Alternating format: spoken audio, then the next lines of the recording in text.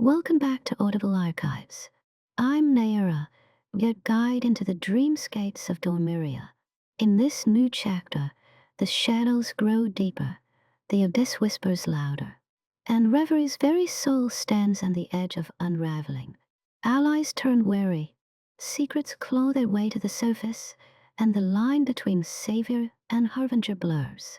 This is Mistwoven Legends, Shadows of the Abyss, written by Raul, narrated by NAYARA. Before we step into the dark, don't forget to like, comment, and subscribe, because every choice in this story reshapes the fate of Dormiria. Chapter 1: The Way of the Abyss. The dreamscape around Reverie shimmered, a volatile blend of light and shadow. Dormiria's once vivid landscapes had grown dim, suffused with the encroaching influence of the abyss. Reverie stood on the edge of a crumbling bridge spanning a vast chasm of darkness, their breathing shallow as they felt the abyssal resonance within them pulse in time with the shifting void below. It had grown stronger since the confrontation with the harbinger. Reverie could feel it threading through their mind like an invasive root, coiling tighter with every passing moment. Whispers echoed in their ears, seductive and insistent, promising them power beyond imagining. The voice was neither male nor female, but carried a weight of infinite possibilities. "You are the bridge, Reverie," it murmured. "Through you, the abyss can reshape Dormiria. Why fight what you've become?" Reverie clenched their fists, nails digging into their palms as they fought to silence the voice.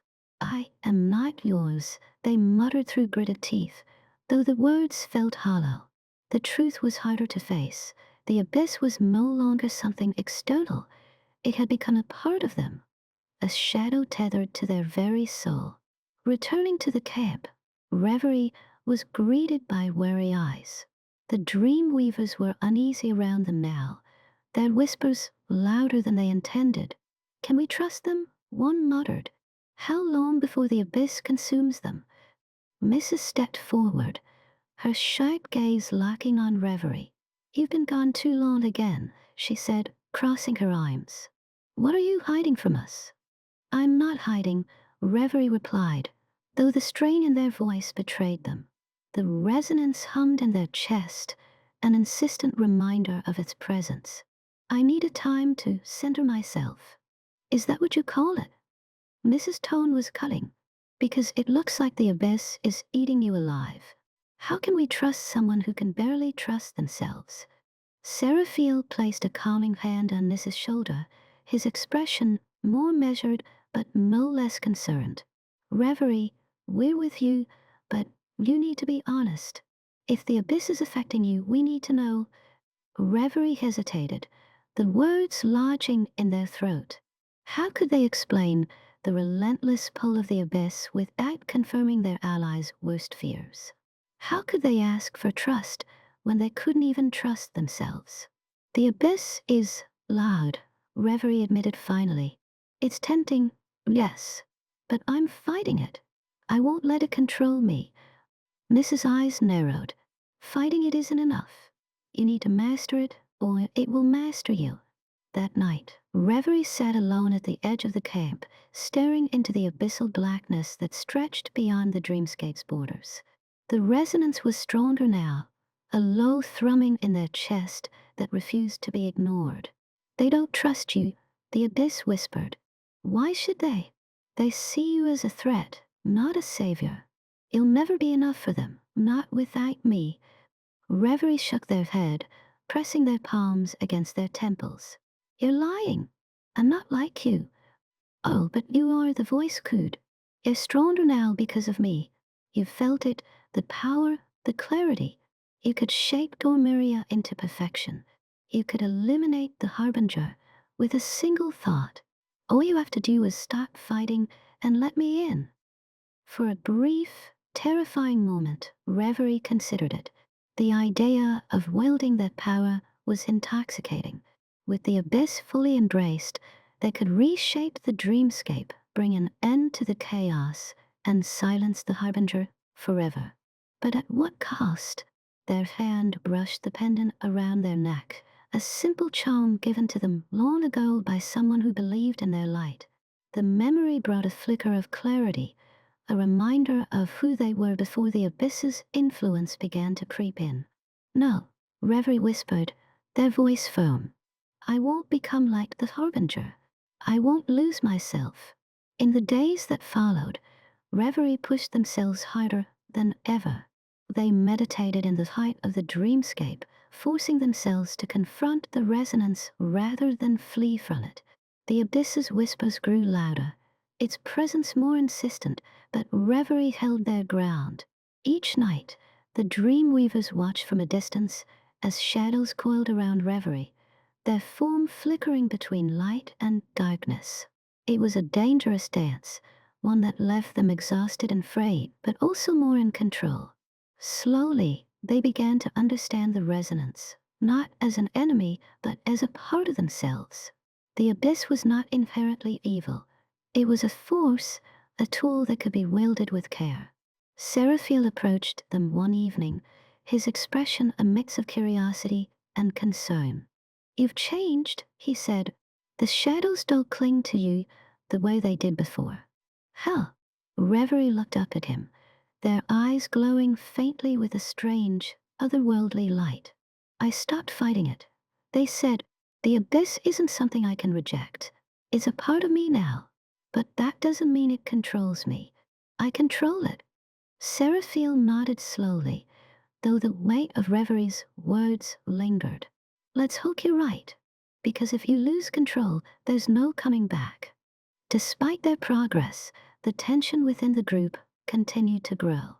Missa remained skeptical, her mistrust of the abyss making her wary of Reverie's every decision. Even some of the other dreamweavers had begun to question whether Reverie was the hero Dormiria needed or the harbinger of its doom. Reverie could feel the weight of their doubts, but they pushed forward, refusing to let fear dictate their path. The abyssal resonance within them had become a steady hum, a reminder of both their power and their responsibility.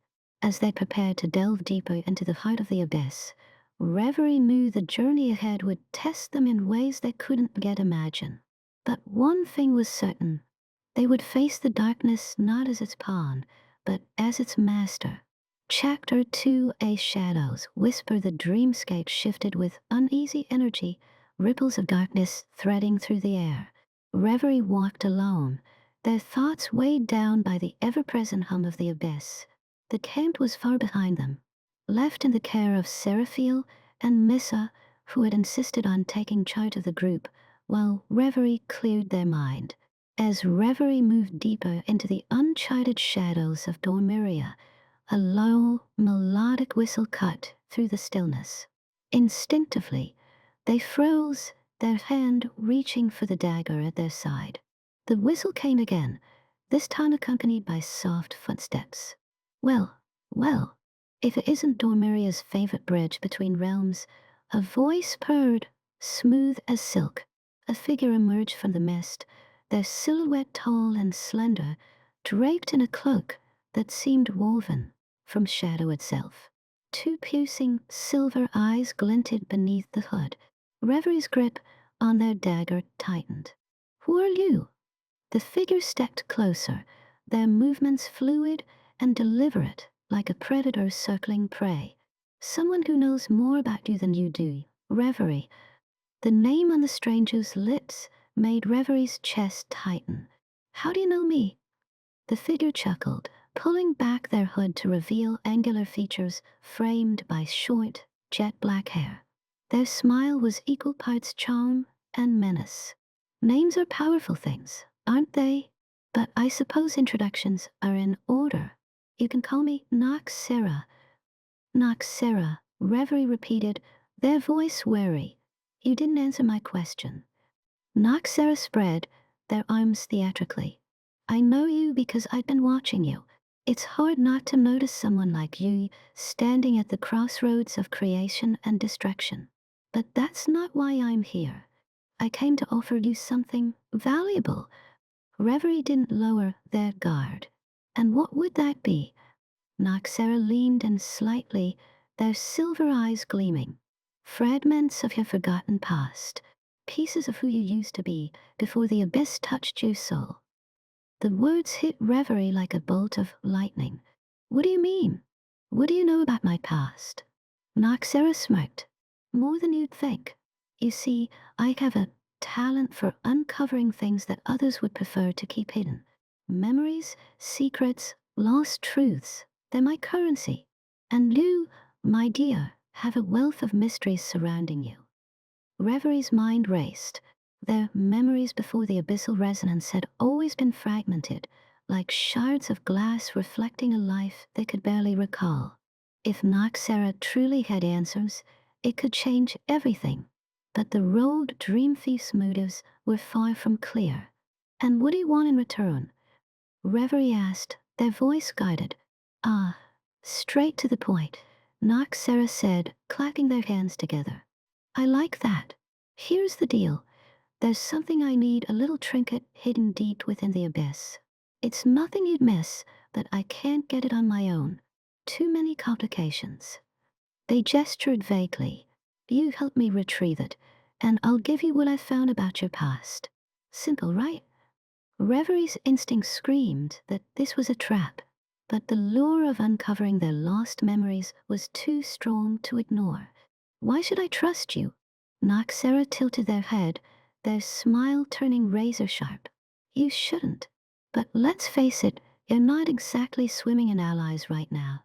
And if you're curious, they reached into their cloak and pulled out a small, shimmering crystal. Inside, faint images swirled, blurred faces, laughter, and a sense of familiarity that tugged at Reverie's heart. Reverie stared at the crystal, their breath catching. Is that a glimpse? NAYARA said softly. Just a taste of what I can offer. Help me, and the rest of it is yours. Reverie weighed their options. The dream thief's offer was as tempting as it was dangerous.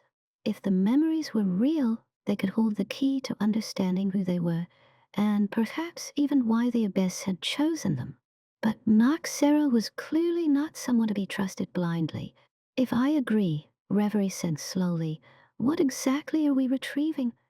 NAYARA's grin widened. An artifact. Small, unassuming, but very, very important to me. Think of it as a key to unlocking doors that shouldn't exist. And you can't get it yourself because the abyss doesn't like me very much, NAYARA admitted with a shrug. Let's just say we have history. But you, dear Reverie, you're the abyss's favorite. It won't stop you from retrieving the artifact. Reverie's unease deepened. And what happens if I bring this artifact to you? What do you plan to do with it? NAYARA's smile didn't falter, but there was a flicker of something darker in their eyes. Let's just say it's personal. You don't need to worry about that part. Focus on what you'll gain. Answers. Memories. Closure. Reverie hesitated, their mind a storm of conflicting thoughts. Finally, they sheathed their dagger and met NAYARA's gaze. Fine, I'll help you. But if I even suspect you're lying to me, NAYARA raised a hand, cutting them off. Understood. Cross me, and you'll make me regret it. Message received. Now, shall we? With NAYARA leading the way, the journey into the abyss began anew. The road dream thief moved with unsettling ease, their every step accompanied by an air of practiced confidence. Reverie couldn't shake the feeling that they were walking into a trap, but the crystal in NAYARA's possession burned in their mind like a beacon. The possibility of uncovering their forgotten past was worth the risk, at least for now. As they ventured deeper, the abyss seemed to shift around them, its whispers growing louder and more chaotic. Reverie could feel the resonance within them responding, its hum merging with the shadows that clung to every surface. NAYARA glanced back at them, their silver eyes gleaming. You're stronger than I thought, they said casually. Most people would have lost themselves by now. I'm not most people, Reverie replied. Clearly, NAYARA said with a chuckle. But strength isn't enough down here. You'll need to trust your instincts, and me, of course." Reverie didn't respond, their focus on the path ahead. They knew better than to trust NAYARA fully, but for now, their goals aligned. The artifact was close, and with it, the answers that could change everything. The deeper they went, the less Dormiria obeyed logic. The abyss pulsed around them like a living thing, twisting geometry, colors that didn't exist, and voices that sounded just like Reverie's own, whispering things they didn't want to hear. NAYARA moved with unsettling ease, humming softly as if unfazed. Reverie, however, felt the resonance within them vibrating stronger with every step. The connection they'd forged with the abyss in earlier battles had made them powerful, but here, its influence was different. Heavier, hungrier. The artifact lay ahead, nestled in the heart of a decaying dream core, one of the oldest in Dormiria, long abandoned. As they approached, the structure began to collapse in on itself, dream threads unraveling like frayed fabric. "Do something," NAYARA shouted as the world began to fall apart around them. Reverie didn't hesitate. They raised their hands and summoned the abyss, not to destroy, but to mend. Threads of dark energy poured from their fingertips, weaving into the dream core. But something was wrong. Instead of stabilizing, the dream bent unnaturally. The sky turned inside out. A terrible pressure bore down on them as the abyss surged past their control, hungry for more than guidance. A scream. NAYARA's voice or someone else's. Reverie couldn't tell. Alara's image flickered in their mind. No, it was the essence of someone else, a trapped whisper they hadn't seen, now being unmade by the chaotic twist. Reverie screamed, forcing all their energy outward, snapping the weave tight. The dream ruptured with a concussive blast of silence. They awoke seconds or hours later, buried in dust and shadows. NAYARA sat slumped nearby, bruised but alive. The artifact, a dull obsidian ring, rolled to a stop between them. But the cost, one of the Lucid whispers who had followed them in Tadian, was gone. Not dead, erased, as if he had never been. NAYARA's eyes opened slowly, meeting Reverie's. "Remind me never to let you fix a dream again." Reverie stared at their trembling hands. "I had it under control." NAYARA wiped blood from their lip. "Sure you did." Later, when the sky above Dormiria calmed, Reverie sat alone outside camp. Solace approached, quiet. "I felt it from across the rift," Solace said. "You lost one." Reverie nodded. "I tried to heal the fracture. I used the abyss to weave it together. It answered wrong." Solace looked out toward the horizon, where parts of the dream still shimmered unevenly. "You thought you could tame it. But the abyss isn't a pet, Reverie. It's the storm you ride, not the land you walk." Reverie didn't respond. That night, they didn't sleep. The whispers had grown louder. Chapter 3, Fractured Memories. The crystalline artifact NAYARA carried glowed faintly in the dim, shifting light of the abyss. Reverie watched as the rogue dream thief held it delicately, their gloved fingers tracing its jagged edges. The swirling images within the crystal seemed alive, moving and twisting like smoke trapped in a bottle. "Ready for your first glimpse?" NAYARA asked, their voice smooth and laced with intrigue. Without waiting for a reply, they tilted the crystal toward Reverie, who instinctively stepped back, unsure of what to expect. "Don't worry," NAYARA added with a sly smile. "It won't bite. Unless, of course, you're afraid of what you'll see." Reverie hesitated, then nodded. "Show me." The glow of the crystal intensified, and the world around them blurred. Reverie felt an unfamiliar pull, as though being yanked out of their body and plunged into the swirling mists of memory. The first vision was fragmented, like watching a shattered mirror reassemble itself in real time. Reverie saw flashes of a figure that looked like them, or almost like them. Their hair was shorter, their face softer, yet their eyes burned with a piercing intensity that felt entirely foreign. In the vision, this past version of Reverie stood in a vast chamber of blackened stone, surrounded by towering monoliths carved with intricate runes. Shadows danced along the walls, whispering in a language Reverie couldn't understand but instinctively recognized as the Abyss's voice. The figure raised their hand, and the shadows obeyed, twisting and coalescing into shapes, monsters, warriors, and landscapes that faded as quickly as they formed. A voice, deep and resonant, spoke from the darkness. You are the bridge, child, the balance between what is and what must be. Do not fear the darkness. It is yours to command. Reverie's heart raced as they watched their past self respond. I understand, the figure said, their voice steady but cold. But what if the balance cannot be maintained? What if the abyss demands more than Dormiria can give? That is not for you to decide, the voice replied. You are the vessel. The decision is ours. The vision ended abruptly, leaving Reverie gasping for air. They stumbled back, the world snapping into focus as the crystal dimmed. NAYARA caught them by the arm, their silver eyes glinting with amusement. Interesting, isn't it? They said lightly. You weren't always so conflicted. What was that? Reverie demanded, their voice shaking. What did you show me? NAYARA shrugged. A memory. Yours to be precise. Or, at least, a piece of it. Seems like you had a pretty cozy relationship with the Abyss back then. The revelation churned in Reverie's mind, leaving them both shaken and deeply unsettled.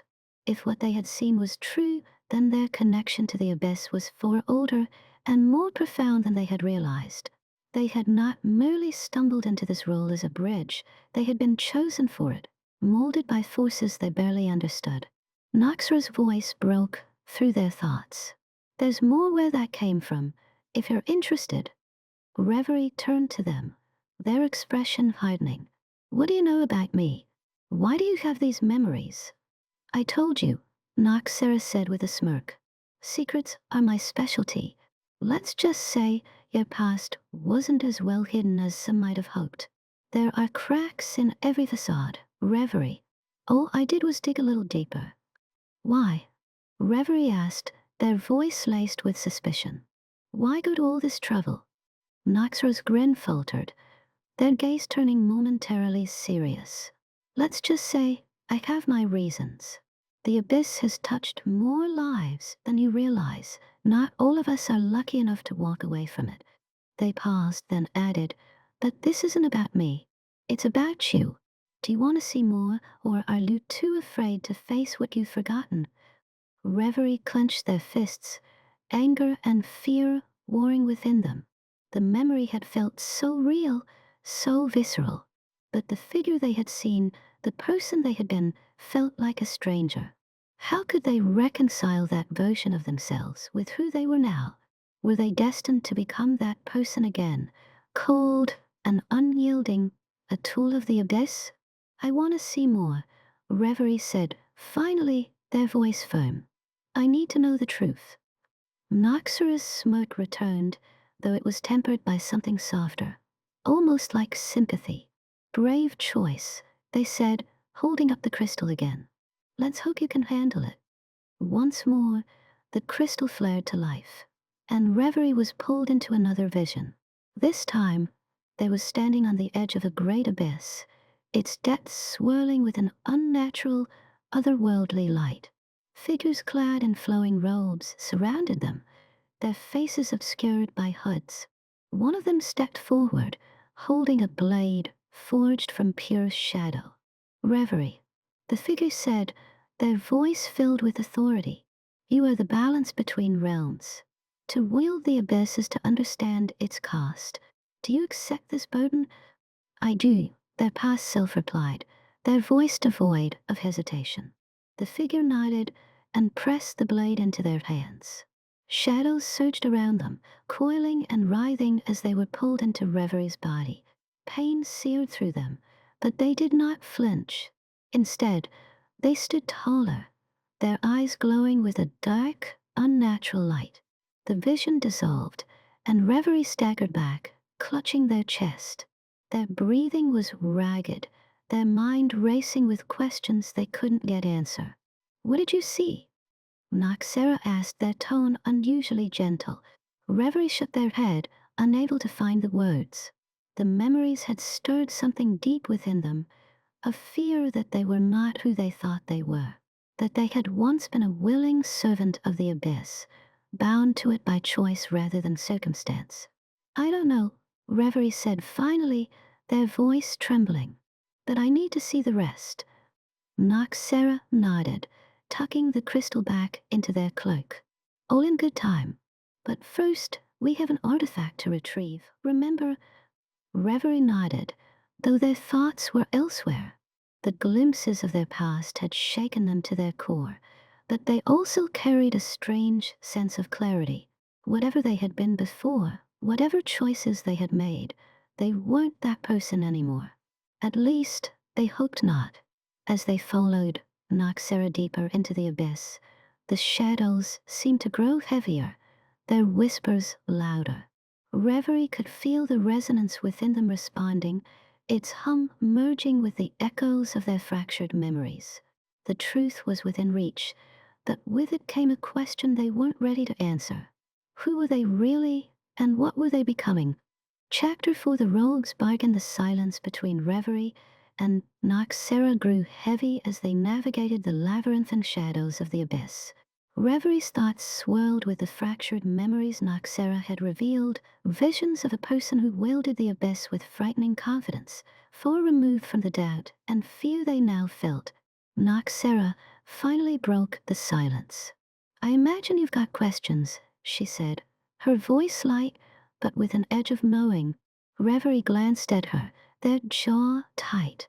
"That's an understatement." The rogue dream thief smirked. "Of course it is. You've had your entire reality shaken up, and here I am dangling even more secrets in front of you. But let's cut to the chase, shall we?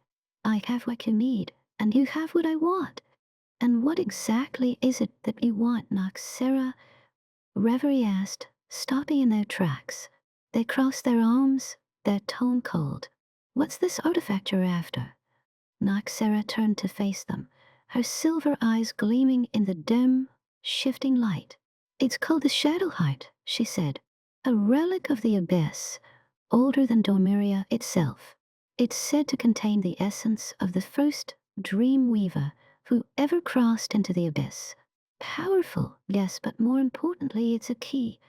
A key to what?" Reverie pressed. "To unlocking barriers," NAYARA replied, her voice low. "Between realms, between memories, between truths. It's not just a tool, it's a map. And if anyone can wield it safely, it's you." Reverie narrowed their eyes. "Why me?" "Because the abyss hasn't devoured you yet," NAYARA said, her tone flat. "And not saying something." Reverie's instinct was to refuse. Trusting NAYARA felt like holding a blade by its edge. Every interaction with her was a calculated risk. But the visions she had shown them, the pieces of their past she hinted at, were too valuable to ignore. Without understanding who they had been, they couldn't hope to control who they were becoming. "And what happens if I say no?" Reverie asked. NAYARA gave a slow shrug. "Then you walk away. I keep my secrets, you lose your chance at answers, and we both go our separate ways." "Of course." She paused, her voice softening. "You'll never know if those whispers in your head are your thoughts or the abyss's." The words struck a nerve. Reverie's grip tightened around the hilt of their dagger, their mind racing. The abyss's presence within them had grown stronger with every step they took, its pull constant and unrelenting.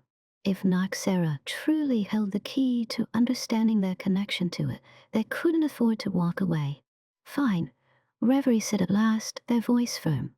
"I'll help you, but I want the whole truth, NAYARA. No more games." The rogue's lips curved, into a triumphant smile. A fair bargain. Now let's get moving. The shadow height isn't exactly sitting in plain sight. The path through the abyss grew more treacherous as they pressed on. The ground beneath them was jagged and uneven, shifting like a living thing. Shadows coiled and writhed at the edges of their vision, their whispers growing louder and more insistent. NAYARA moved with practiced ease, her steps light and deliberate. Reverie followed closely, their senses heightened, every sound and movement putting them on edge. How do you even know where this artifact is? Reverie asked, breaking the silence. NAYARA glanced over her shoulder, her expression amused. You'd be surprised what the abyss remembers. It leaves echoes behind, traces of what was and what could be. If you know how to listen, it'll guide you to what you seek. And you trust it? Reverie asked skeptically. NAYARA laughed softly. Trust? No. But I know how to bargain with it. The abyss has its own rules, Reverie, and it loves to play its games. The trick is knowing when to play along and when to walk away. Reverie said nothing, their gaze fixed ahead. The thought of bargaining with the abyss sent a shiver down their spine. It was a force of chaos and destruction, a presence that sought to unmake as much as it created. Yet NAYARA spoke of it with an unsettling familiarity, as though it were an old friend or a worthy adversary. After hours of navigating the labyrinth, they came to a massive archway carved from black stone, its surface etched with glowing runes. The air here was thick with abyssal energy, the whispers now a deafening roar. Reverie could feel the resonance within them vibrating in response, the pull of the abyss stronger than ever. This is it, NAYARA said, her voice barely audible over the cacophony. She gestured to the archway. The shadow height is beyond this gate. And what's the catch? Reverie asked, their tone wary. NAYARA's smile was thin. The abyss doesn't give anything for free. The closer we get, the more it'll test you. It'll dredge up your fears, your doubts, your regrets. And if you falter... She trailed off, letting the implication hang in the air. Reverie took a steadying breath, their hand brushing the hilt of their dagger. Let's get this over with. NAYARA nodded and stepped forward, the runes on the archway flaring to life as she approached. The air around them grew heavier, the shadows coalescing into shapes, figures that loomed in the darkness, their eyes glowing with malevolent light. The first figure stepped forward, its form shifting and flickering like a reflection on water. It was Reverie's past self, the one they had seen in the visions. Its gaze was piercing, its voice cold. You cannot escape what you are, it said. The abyss is your home, your destiny. Why fight it? Reverie's chest tightened, their hand gripping their dagger. You're not real, they said through gritted teeth. The figure's smile was chilling. Aren't I? Or are you simply afraid that I am? Reverie's resolve was tested with every step they took, the abyss throwing their deepest fears and doubts back at them. But with each challenge, they pushed forward, their determination unshaken. NAYARA, for her part, watched in silence, her expression unreadable. Finally, they reached the heart of the chamber. There, suspended in midair, was the shadow heart, a shard of pure darkness that pulsed with a strange, rhythmic light. Reverie could feel its power radiating through the room, a magnetic pull that made their heart race. This is it, NAYARA said, her voice hushed. The shadow heart. Take it. Reverie hesitated. The artifact's power was overwhelming, its presence suffocating. But they reached out, their fingers brushing the surface of the shard. The moment they touched it, a surge of energy shot through them, the resonance within them roaring to life. The world spun, and for a moment, everything went black. Chapter 5 Descent into the Abyss. The air grew colder as Reverie and NAYARA pressed deeper into the abyss, the darkness around them thickening with every step. It wasn't a natural darkness, but something alive, pulsing and breathing with the rhythm of a vast, unseen heart. The faint whispers Reverie had grown accustomed to were now a cacophony, overlapping voices that seemed to speak directly into their mind. "Stay close," NAYARA said, her tone uncharacteristically serious. The playful smirk she often wore was gone, replaced by a grim focus. "The deeper we go, the harder it'll be to tell what's real. The Abyss likes to play tricks." "Tricks," Reverie muttered, glancing at the robed dream thief. "What kind of tricks?" NAYARA shot them a sidelong glance. "The kind that'll make you doubt everything you think you know. Your memories, your thoughts, your very sense of self. It's how the Abyss breaks people." Reverie clenched their fists, the resonance within them humming in response to the oppressive energy. They could feel the Abyss pulling at them, its influence slipping into the cracks of their mind. Every step felt heavier than the last, as though the shadows were trying to drag them down. The dreamscape around them began to shift and fragment, the familiar structures of Dormiria dissolving into jagged edges and shifting voids. One moment, they walked on a narrow path of black stone.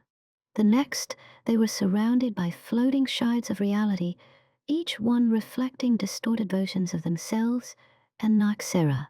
Reverie paused, staring into one of the shards. In its surface, they saw a version of themselves standing alone, their eyes glowing with an unearthly light. The figure's expression was cold, devoid of the fear and doubt that had plagued them since their journey began. "Is that me?" Reverie whispered, their voice barely audible. NAYARA stepped up beside them, her gaze fixed on the shard. "It's a piece of you," she said quietly. "Or maybe it's who the Abyss thinks you should be. Hard to tell, isn't it?" The shard cracked and shattered, its fragments dissolving into the void. Reverie tore their gaze away, a shiver running down their spine. "Don't get lost in the reflections," NAYARA warned, her voice sharper now. "That's exactly what the Abyss wants." As they ventured deeper, the visions began.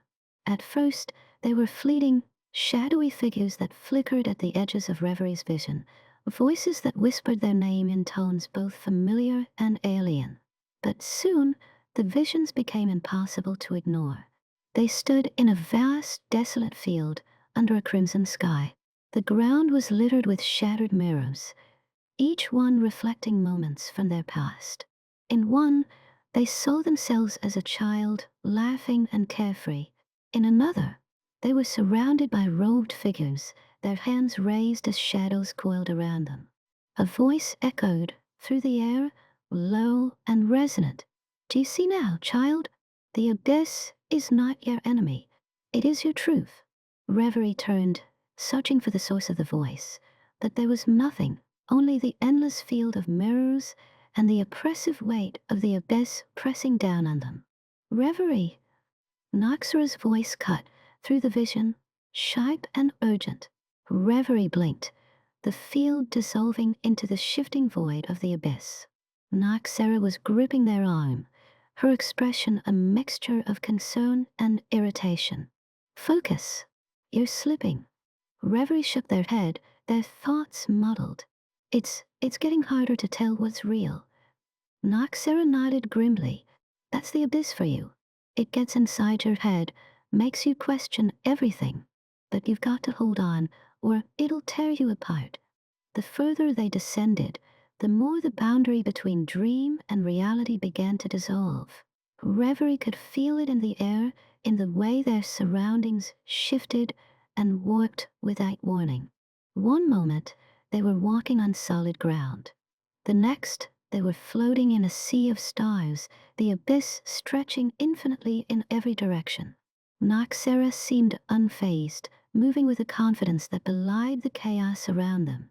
"We're getting close," she said, her voice carrying over the endless void. "The Shadow Heart's pull is stronger here. Can't you feel it?" Reverie nodded, though they couldn't say if the pull they felt was the Shadow Heart's or the Abyss's. The resonance within them was almost overwhelming now, its hum vibrating through their entire being. It was as though the abyss itself was calling to them, urging them to let go and surrender. "I don't know how much longer I can do this," Reverie admitted, their voice strained. "You can," NAYARA said firmly, "because you have to. Whatever's waiting for us down there, it's not going to stop until it gets what it wants. And if that happens, we're all as good as dead." At last, they reached the heart of the abyss, a massive chasm that seemed to devour light itself. The edges of the chasm were lined with strange, glowing runes, their patterns shifting and rearranging as though alive. Reverie could feel the resonance within them resonating in harmony with the runes, the connection almost overwhelming. "This is it," NAYARA said, her voice barely above a whisper. "The threshold." Reverie stepped forward, staring into the void. Within its depths, they could see shapes moving, vast, incomprehensible forms that defied logic and reason. The abyss wasn't just a place. It was a living, breathing entity, its essence interwoven with their own. A sudden wave of fear washed over them, their knees threatening to buckle. But they forced themselves to stand tall, their grip tightening on their dagger. They couldn't afford to falter now, not when they were so close to the truth. NAYARA placed a hand on their shoulder, her touch grounding them. "You've made it this far," she said softly. "Don't let it win now." Reverie nodded, their resolve hardening. Together, they stepped into the chasm, the darkness swallowing them whole. Chapter 6 echoes of the past. The darkness within the chasm was absolute. Reverie and NAYARA moved cautiously, the void around them shifting and alive. Shapes flitted at the edges of their vision, faceless figures that vanished as soon as they turned to look. The air was thick, charged with the abyss's raw, unrelenting power. Reverie's heart pounded in their chest, the resonance within them vibrating in response to the energy around them. It was as if the abyss recognized them, pulling at their very essence, whispering promises of strength and understanding. "Stay focused," NAYARA said sharply, her voice cutting through the oppressive silence. "It's trying to distract you." Reverie nodded, though their grip on their sense of reality was tenuous at best. Each step they took seemed to echo, the sound stretching endlessly in the void. The abyss wasn't just a place, it was a state of being, one that sought to unravel them from the inside out. The path ahead shimmered, and suddenly they were no longer in the chasm. Reverie found themselves standing in a vast hall of mirrored obsidian, the walls reflecting distorted versions of themselves. Each reflection was different. Some wore armor of pure shadow. Others had eyes glowing with an eerie, abyssal light. One reflection stepped forward, separating itself from the glass. It was taller, its features sharper and more defined, its presence commanding. The figure's eyes locked onto Reverie, its expression unreadable. "Do you remember me?" it asked, its voice a perfect echo of Reverie's own. Reverie's breath caught in their throat. "Who are you?" The figure tilted its head. "I am what you were, what you could be again. Once you commanded the abyss with ease. You shaped dreams and nightmares alike, wielding power beyond comprehension. But now look at you, weak, uncertain, clinging to ideals that will only break you." Reverie stepped back, their hand instinctively reaching for their dagger. "I don't know what you're talking about." The echo's smile was cold. "Don't you? The abyss remembers, even if you do not. You abandoned what made you strong. But it's not too late to reclaim it." Reverie, NAYARA's voice, snapped them out of the trance. She stood a few paces away, her posture tense. "Don't listen to it. The abyss is twisting your memories, showing you what it wants you to see." "But what if it's telling the truth?" Reverie asked, their voice trembling. They glanced back at the echo, which stood silently, watching them with an intensity that felt almost tangible. "What if this is who I really was?" "It doesn't matter," NAYARA said firmly. What matters is who you are now. The Abyss will do everything it can to make you doubt yourself. Don't let it win. Reverie hesitated, the weight of NAYARA's words clashing with the pull of the Abyss. The echo stepped closer, its voice soft but insistent. She's afraid of what you could become. They all are. You're more than just a dream weaver, Reverie. You're meant to reshape reality itself. The hull shifted again, and Reverie was thrust into another vision. This time, they stood in the center of a battlefield, the ground littered with shattered dreamscapes and broken weapons. At the center of it all was another version of themselves. This one cloaked in darkness, their hands wreathed in abyssal fire. The shadowed version raised its hand, and the battlefield trembled. Shards of dreams and nightmares rose into the air, orbiting around them like a storm. Their voice rang out, cold and commanding. This is your potential.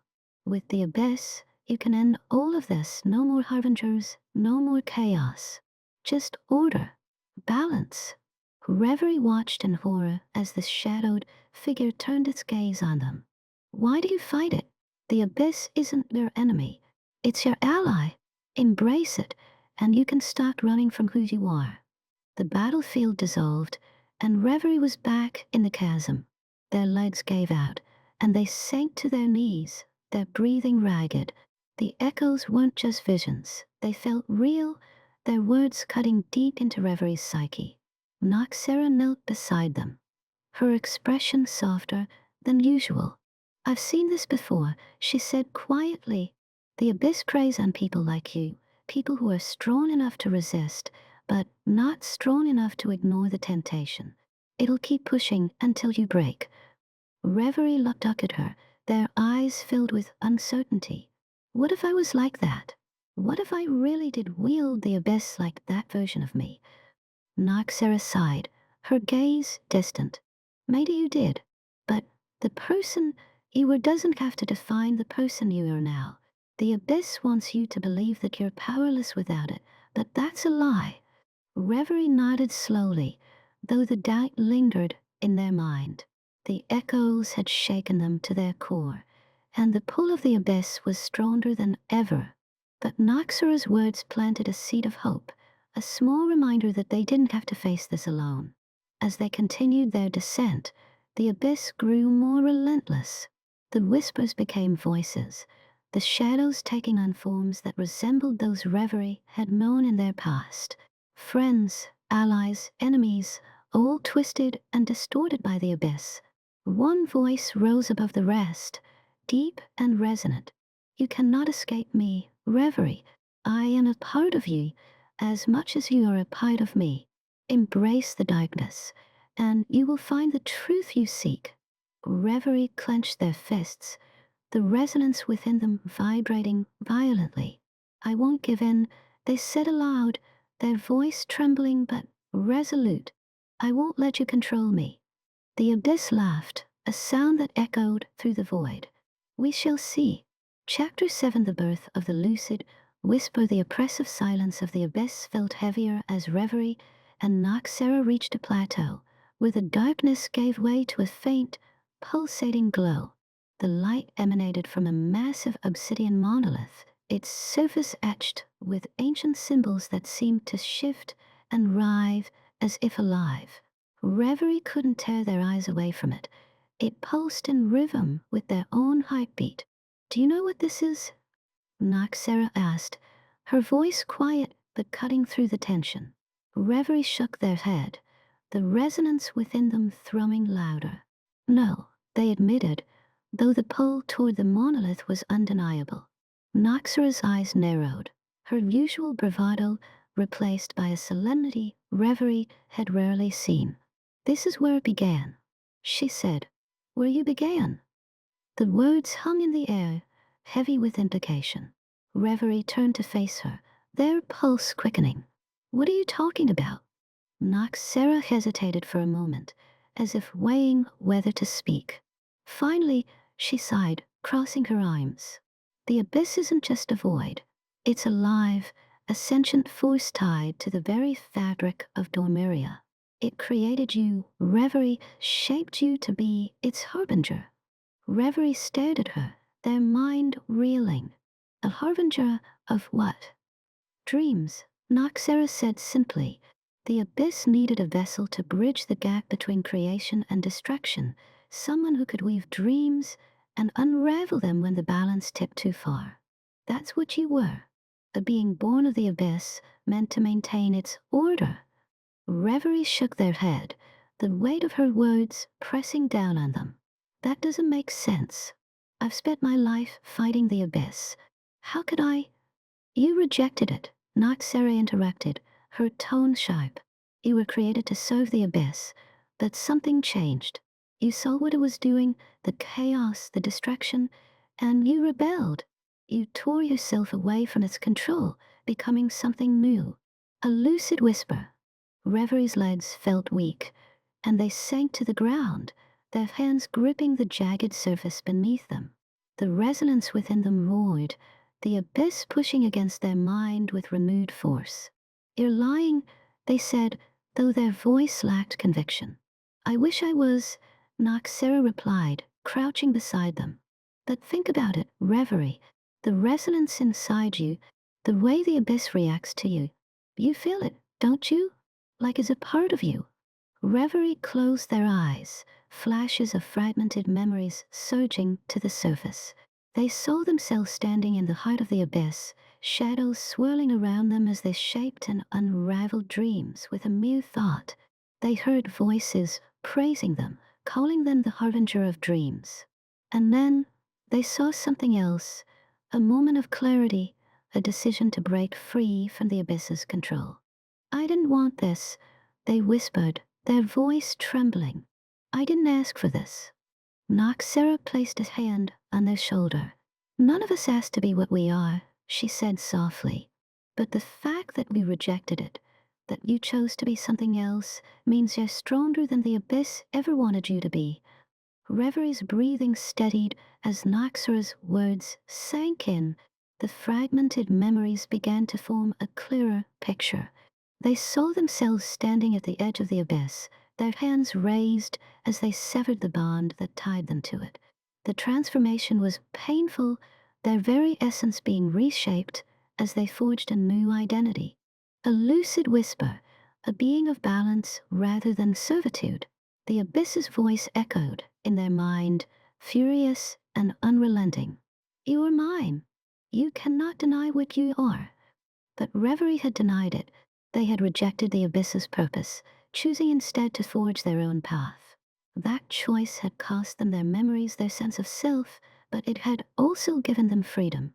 The monolith began to pulse more violently, the symbols on its surface glowing with an intensity that forced Reverie to look away. The abyss's presence grew stronger, its whispers now a deafening roar. It knows, NAYARA said, her voice tense. It knows you remember. Reverie stood, their resolve hardening. Good, they said, their voice steady. It's time it knew that I'm not afraid of it anymore. The ground beneath them shook, cracks forming as the abyss seemed to lash out in fury. Shadows erupted from the monolith, coiling around Reverie and NAYARA like living things. Looks like we've overstayed our welcome, NAYARA said, drawing her twin daggers. You ready to prove you're more than a harbinger? Reverie nodded, the resonance within them no longer a burden but a source of strength. I'm ready. The shadows lunged at them, their forms shifting and fluid. Reverie raised their hand, the resonance surging through them as they unleashed a wave of energy that scattered the shadows. The abyss's power no longer felt foreign. It was a part of them, but one they controlled. NAYARA fought with a precision and grace that was almost otherworldly, her daggers slicing through the shadows with ease. Not bad, she called out, dodging an attack. Looks like you're finally getting the hang of this. Reverie smirked, their focus unwavering. I've had a good teacher. Together, they pushed back against the abyss's onslaught, their combined strength forcing the shadows to retreat. The monolith's glow began to fade, the ground stabilizing as the abyss's fury subsided. As the silence returned, Reverie and NAYARA stood side by side, their breaths ragged but their spirits unbroken. The monolith loomed before them, its surface now dark and lifeless. "Looks like you passed the test," NAYARA said, wiping sweat from her brow. "The abyss won't give up, though. You know that, right?"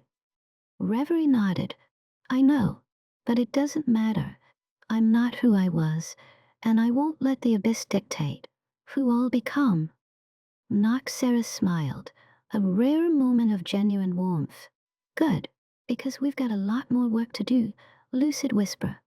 Reverie looked at her, the weight of their newfound identity settling on their shoulders. They didn't know what the future held, but for the first time, they felt ready to face it. Chapter 8, The Abyss's Call. The journey back from the monolith was unervingly quiet. The swirling shadows of the abyss lingered, their presence oppressive but subdued. Reverie's thoughts churned, the revelation of their origin echoing in their mind. Born of the abyss, once its harbinger, now something else, something unmoored and uncertain. "You've gone quiet," NAYARA said, breaking the silence. Her voice was light, but her eyes were sharp as she glanced at Reverie. "Not like you." Reverie exhaled, their breath fogging slightly in the cool air of the abyss. "I'm trying to process everything. Knowing I was created by the abyss, it changes things." "Does it?" NAYARA asked, arching a brow. "Or does it just confirm what you've always felt? That pull you've been fighting all this time?" Reverie didn't answer. The resonance within them had been restless since the confrontation at the monolith, a steady hum in their chest that grew louder with each passing moment. It wasn't just a feeling anymore, it was a voice, faint but insistent, calling them deeper into the abyss. That night, as they rested in a hollow carved from the shadowy landscape, the voice became clearer. It wasn't a whisper anymore, but a presence wrapping around Reverie like a shroud. "You are wasting your potential." Reverie sat bolt upright, their breath caught in their throat. The voice was theirs, but not. It was deeper, heavier, resonating with the abyss's essence. "Look at what you've become. A shadow of what you once were. Struggling, weak." "No," Reverie whispered, their fists clenching. "I'm stronger now. I chose this." "Did you? Or was it forced upon you by fear?" "By their fear." The air around them grew colder, the darkness pressing in closer. Images flashed in Reverie's mind, scenes of their past life as the harbinger of dreams. They saw themselves standing tall, cloaked in abyssal energy, their power reshaping the dreamscape with ease. No hesitation, no doubt, just strength. "You could be that again," the voice continued, its tone almost gentle now. "You were not meant to be shackled by Dormiria's rules. You were above them. You were created to command, to bring order to the chaos of dreams. Why do you deny your nature?" The voice didn't fade, even as the hours passed. Reverie sat in silence, staring at the flickering light of the fire NAYARA had conjured. They could feel the abyss's power coursing through them, a promise of what could be theirs if they just let go. NAYARA stirred from where she had been lying against a jagged rock, her sharp gaze falling on Reverie. "You're hearing it, aren't you?" she asked, her voice low. Reverie nodded slowly. "It won't stop. It's offering me everything: power, freedom, strength. All I have to do is give in." NAYARA's expression hardened. "And are you tempted?" Reverie hesitated, the answer too complex to put into words. "I don't know," they admitted. "It feels right, like this is who I'm supposed to be. But at the same time, I know what the abyss really is. I've seen what it does." NAYARA leaned forward, her tone sharp. "Listen to me, Reverie. The abyss doesn't give. It takes. It's not offering you freedom. It's trying to chain you to it again. You've fought too hard to let it win now." That night, As Reverie drifted into uneasy sleep, the abyss pulled them into a vision. They stood in a vast, blackened expanse, the ground beneath them shimmering like liquid obsidian.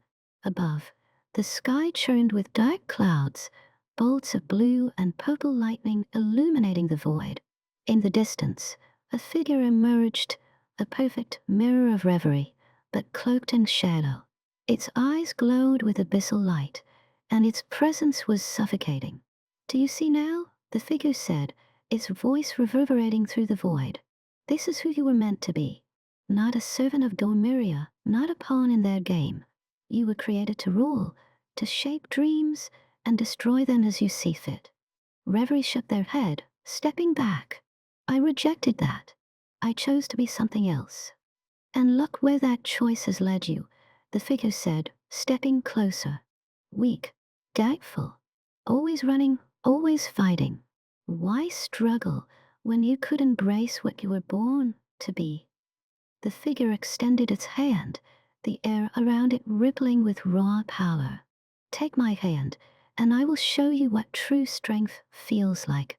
Together, we can reshape Dormiria, bring balance to the chaos.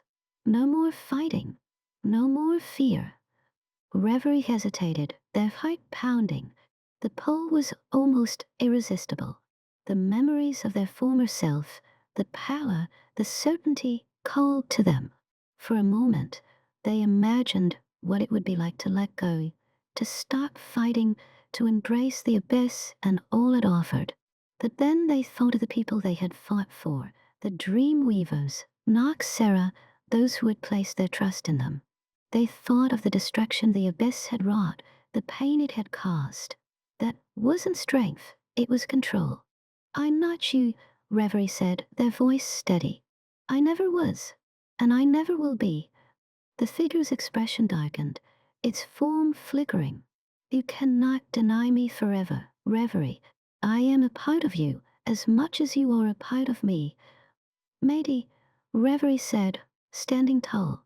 "But I decide who I am, not you." The vision shattered, the void collapsing around them as the figure let out a furious roar. Reverie woke with a start, their body trembling but their mind clear. The resonance within them had quieted, the abyss's voice fading into the background. NAYARA sat nearby, her expression guarded but curious. "You okay?" she asked. Reverie nodded, a small smile tugging at their lips. "Yeah," they said. "I think I am." NAYARA arched a brow. "You sure? You look like you just wrestled with your own soul." "Something like that," Reverie said, standing and brushing themselves off. "The abyss won't stop calling, but I've made my choice. I'm not its harbinger anymore. I'm something else, something better." NAYARA grinned, her usual sharpness returning.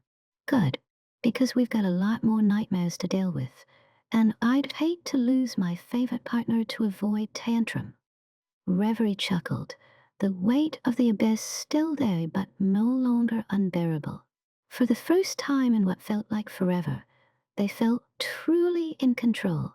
Chapter 9 fractured, identity, the path ahead twisted and shifted like the tides of a stormy sea.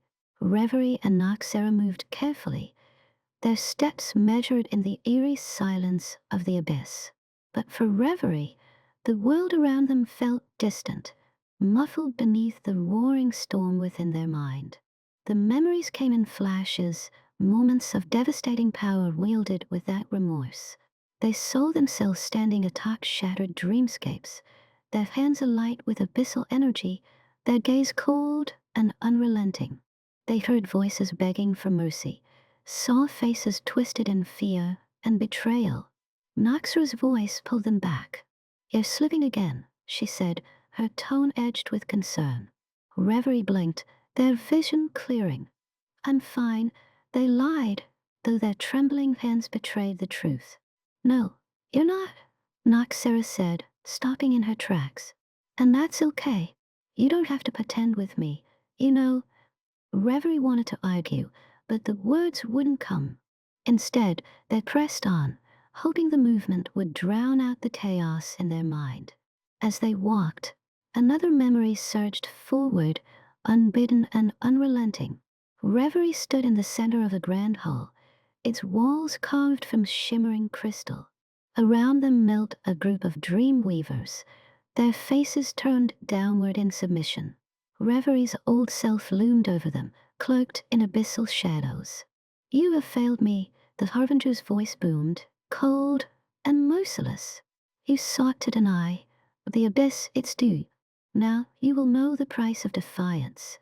With a wave of their hand, the dream weavers dissolved into nothingness, their forms unraveling like threads pulled from a tapestry. Reverie felt the weight of their cries, the finality of their destruction. The memory fractured, giving way to another. A trusted ally turned to ash beneath their touch, their betrayal latched into Reverie's mind. The faces blurred, but the emotions remained. Anger, guilt, and the crushing loneliness of power wielded without restraint. The resonance within Reverie grew louder, feeding on the memories. It whispered promises of clarity, of understanding. "You were more than a harbinger," the abyss said. "You were my hand, my will. You brought balance to chaos, order to dreams. They betrayed you, not the other way around." "Shut up," Reverie muttered under their breath, their voice shaking. NAYARA glanced at them, her sharp eyes narrowing. "What's it saying?" "That I was right to destroy them," Reverie said bitterly. "That I'm better off embracing what I was." NAYARA stopped, her hand darting out to grab Reverie's arm. "Listen to me," she said firmly. "The abyss wants you to think you're nothing without it. But that's a lie. You've already proven you can be more. Don't let it pull you back into its shadow."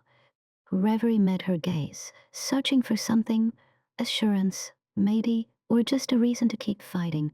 "What if I can't?" "Then I'll remind you," NAYARA said, simply. Every time. That night, as they rested in a narrow cavern, Reverie's dreams betrayed them. They found themselves standing in a vast, empty void, the only light coming from a mirror floating before them. The reflection was not their current self, but the harbinger, dark, imposing, radiating power. "Do you see the truth now?" the reflection asked, stepping out of the mirror. "This is who you are, not the fragile thing you pretend to be." Reverie clenched their fists. "You're just a shadow, a memory of what I was. You don't define me." The harbinger smirked. "Don't I? Every decision you've made has been shaped by what you're running from. You claim to be something new, but you're nothing without the abyss. A lucid whisper, a pale imitation of the power you once held." "Power doesn't define strength," Reverie said, their voice firm despite the dark gnawing at their core. The harbinger's eyes gleamed. "You'll never believe that. Not truly, because deep down, you know the abyss is part of you, and it always will be." Reverie woke with a start, their breath coming in ragged gasps. NAYARA was already awake, her daggers drawn, her sharp gaze scanning the shadows. "Another dream?" she asked without looking at them. Reverie nodded, running a hand through their damp hair. "It doesn't stop. It's like I'm fighting myself, and I don't even know who's winning." NAYARA sheathed her daggers, turning to face them. "You're winning," she said. "The fact that you're still fighting means you haven't lost." Reverie looked at her, the weight of her words settling in their chest. "What if I can't hold on? What if I become that thing again?" "Then I'll be here to drag you back," NAYARA said with a smirk. "But let's not get ahead of ourselves, okay? You're stronger than you think, Reverie. Don't let some ghost in your head tell you otherwise." As they moved forward, Reverie felt the tension within them grow. Each memory that surfaced threatened to pull them further into the abyss's grasp. But with every step, NAYARA's unwavering presence reminded them of what they had to fight for. Reverie knew the battle for their identity wasn't over. The abyss would never stop calling, never stopped tempting them with the power they once held. But for now, they held on one step at a time, because even fractured, even torn between who they were and who they wanted to be, they still had a choice. And that choice was what made them stronger than the Abyss could ever understand. Chapter 10. The Abyssal Trial. The air in the Abyss was thick, pressing in on all sides, as if the very landscape sought to consume them. Reverie walked in silence, their every step echoing off the jagged rocks and crumbling shadows. The trail ahead was fraught with dangers, known and unknown, each one more menacing than the last. They had faced this dark realm before, but now the Abyss had a different feeling. It wasn't just a place, it was a presence, a living, breathing force that seeped into the very core of their being. NAYARA walked beside them, her movements quiet and purposeful. "You know what's waiting for you, don't you?" she asked, her voice barely above a whisper. Reverie nodded, feeling the pull of the Abyss growing stronger with each passing moment. It's time. The Abyss had called them here, a trial of sorts, a confrontation with their own darkness. They had no choice but to face it, if they were ever to understand their past fully, if they were to reclaim control over the power that stirred within them. They had to pass through this trial. But Reverie feared it. The Abyss had a way of distorting reality, of bending the mind until it shattered under the weight of its own fears. "You've come this far," NAYARA said, sensing the hesitation in Reverie. "But the Abyss won't let you go easily. It will try to break you. You'll need to remember who you are no matter what you face." Reverie glanced at her, grateful for her words. "I'm not sure I know who I am anymore." NAYARA's eyes softened, though the sharpness never fully left them. "Then find it. In here. This is where you decide. Not the Abyss. Not your past." As they neared the height of the Abyss, a vast chasm yawned before them, its depths impossible to fathom. The ground trembled beneath Reverie's feet, and the sky above them darkened further, the clouds swirling as though in preparation for something terrible. A voice, cold and familiar, rose from the depths of the chasm. "Reverie." The name felt like a shard of ice driven deep into their chest. Reverie's stomach churned as they turned to face the source. Standing at the edge of the chasm was a figure, one that seemed to be made of the very shadows of the Abyss. It was a reflection of themselves, but twisted, darkened, its eyes gleaming with malevolent light. "You've come seeking answers," the figure said, its voice a perfect echo of Reverie's own. "But you cannot escape what you are. You belong to the Abyss." The words resonated deep within Reverie's soul. They remembered the power, the certainty that had come with being the harbinger of dreams. They remembered the distraction, the control, the way the Abyss had felt like a natural part of their existence. "You are nothing without me," the shadow continued. "You are weak, broken, a pale imitation of the force you once were." Reverie clenched their fists, the urge to strike out rising within them. "No," they whispered, their voice shaking with the force of their denial. "I'm more than that. I'm not just what you made me." The shadow laughed, its voice like the grinding of stone. "You can lie to yourself all you want, but you know the truth. You were created to destroy, to control. And every moment you spent running from that destiny has only made you weaker."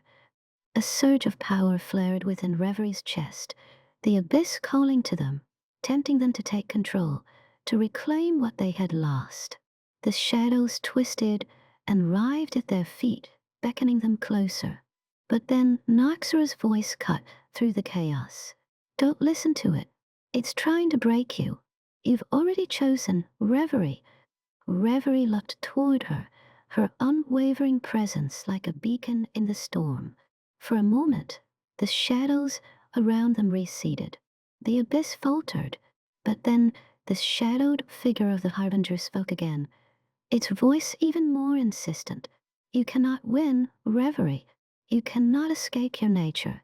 The abyss will always call you back. The chasm beneath them began to quake violently, sending tremors through Reverie's body. The air grew thick with pressure, and the ground beneath their feet began to crumble. The trial was not just a confrontation with the abyss, but a confrontation with themselves. Memories resurfaced, memories of lives destroyed by their hand, faces of people they had betrayed, allies they had torn apart in their pursuit of power. They saw the pleading eyes of those they had once cared for, the cries of those who had trusted them. You remember them, don't you? The figure asked, its voice dripping with venom. The ones you betrayed, the ones you killed. They haunt you, don't they? Reverie's chest tightened. The guilt was suffocating, the weight of their past crashing down on them like an avalanche. The memories, the distraction, they couldn't escape them. But NAYARA's voice was there again, cutting through the fog. You're not that person anymore, Reverie. You've changed. You've fought for something more. Reverie closed their eyes, focusing on her words. They breathed deeply, gathering their strength. The abyss could try to break them, but it could not define them. I choose who I am, Reverie said, their voice steady. Not you, not the abyss. The figure hissed, its form flickering. You are nothing without me, it repeated, but the words held less weight now. Reverie's resolve solidified, the shadows retreating as they pushed forward. I am more than what I was. I am my own person. I will not be consumed by my past. The abyss roared in fury, the ground beneath Reverie's feet shaking as the trial reached its peak. But Reverie stood firm, the darkness no longer controlling them. Instead, they harnessed it, embracing it without losing themselves. They were a part of the abyss, yes, but they were not beholden to it. The shadowed figure of the Harbinger howled in rage, but it began to unravel, its form disintegrating into mist. Reverie felt the weight of the trial lift, the suffocating pressure of their past fading into the distance. And then, silence. NAYARA stepped forward, her eyes scanning Reverie carefully. You did it. Reverie nodded, their breath coming in ragged gasps, but their heart finally at peace. I think I did. Chapter 11, The Correction, revealed the aftershocks of the abyssal trial lingered, their echoes reverberating deep within Reverie's mind. Though the external silence of the abyss surrounded them, internally the storm raged on. With each step, the realization grew clearer, an unbearable truth clawing its way to the surface. Reverie's body was bruised from the trial, their soul equally raw. But the real weight, what truly held them in place, was the knowledge they had gained. The truth about their existence, about the very essence of who they were, felt like an anchor pulling them deeper into the abyss they had tried so hard to escape. The shadows that clung to them now felt different. Instead of feeding on them, they merged with them, as if they had always been part of the same fabric. The abyss was not something they had fought against. It was something they had once been. They had been born from it, created, designed. The memories they had uncovered during the trial of destruction and creation were not aberrations or some accidental spill of chaos. They were the true nature of what they had been meant to be. Reverie halted in their tracks, the weight of this revelation staggering them. They were not simply a victim of the abyss. They had been its instrument, its agent. NAYARA, ever vigilant, turned to face them. You're quiet. Something's changed. Reverie clenched their fists as if to hold on to something tangible. I wasn't born by accident, NAYARA, they said, their voice strained. The abyss didn't just influence me. It created me. NAYARA's eyes narrowed. What are you saying? I was made to be its agent, Reverie whispered, as if speaking the words aloud made them even more real. To guide and destroy in equal measure. The lucid whisper, the form I became after the rebellion, is nothing more than a fractured remnant of what I once was. My true self was the Harbinger. NAYARA stepped closer, her voice gentle but firm. That's what the Abyss wanted you to believe. That you've seen the truth, Reverie. You've fought against it. You've changed. Reverie's gaze hardened. I didn't change. I was broken, fractured into something else, something weaker. The lucid whisper is just a shadow of the power I once had. The realization struck them like a blow. They had not transcended the abyss. They had been its puppet, its tool, meant to wield its power in the world of dreams. When they had rebelled, they hadn't escaped. They had merely broken away, leaving behind the crumbling shards of their true identity. The memories flooded in again, this time more vividly. They remembered the moment of their creation, when the abyss had shaped them from the very fabric of darkness, forging them into something powerful, something capable of both destruction and creation. They had been forged as a harbinger, a living weapon meant to guide the dreams of mortals, and in the process, bring about their destruction. They were made to shape the fabric of the dream realm, to create visions and nightmares alike, bending them to the abyss's will. That something had changed. The very act of creation, the shaping of dreams, had awakened something within them, a flicker of defiance. That flicker had grown into a fire, and when the fire became too great to control, the abyss had cast them aside, forcing them to exist in the form of the lucid whisper, fragmented, incomplete, and devoid of the power they had once wielded. The pain of those memories of their birth and fall gnawed at Reverie's soul. They closed their eyes and clenched their teeth. I was never meant to be free. I was made to serve the abyss. NAYARA stepped forward, her tone unwavering. That was the abyss's plan. But you are not the abyss. You've proven that time and time again. You've chosen your own path, Reverie. No one can take that from you. Reverie shook their head, the storm within them raging once again. You don't understand. I am nothing but a broken piece of that plan. The abyss's rejection of me is what fractured me. I didn't choose anything. I was cast aside when I failed to be what it wanted. The silence that followed was suffocating. Reverie's words hung in the air, unanswered, as they struggled to make sense of the mess their life had become. They had believed they were something other than the abyss's creation, something more. But in that moment, they realized that belief had been a lie. They were a fragment of something far greater, something darker, that had once ruled the realm of dreams. The lucid whisper, the being they had become, was a mere shadow. And no matter how much they fought, no matter how hard they tried to move beyond the abyss's reach, it was a part of them. NAYARA, sensing the growing turmoil within Reverie, said softly, even if that's true, what you were, it doesn't define who you are now. You're still alive. You're still here. And you have the choice to fight this, to reshape your future. Reverie laughed bitterly. You're asking me to fight something I can't escape. The abyss isn't a force that can be rejected. It's inside of me. It's who I am. NAYARA met their gaze, her eyes fierce. That's where you're wrong. The abyss might have shaped you, but it doesn't control you anymore. You've made choices. You've fought for something better than destruction. Reverie remained silent, the inner battle waging within them. The abyss's presence within them was undeniable. But NAYARA was right in one thing. They had made choices. They had rebelled, fought back, and stood against the very thing they were created to be. That was something. The abyss, however, wasn't done with them. It called to them from the depths, its whispers curling through the edges of their consciousness.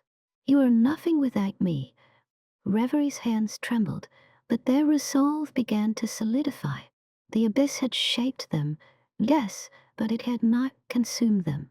They had seen its power, felt its pull, but they had always fought against it. And now they understood the truth. The abyss was part of them, but it did not define them.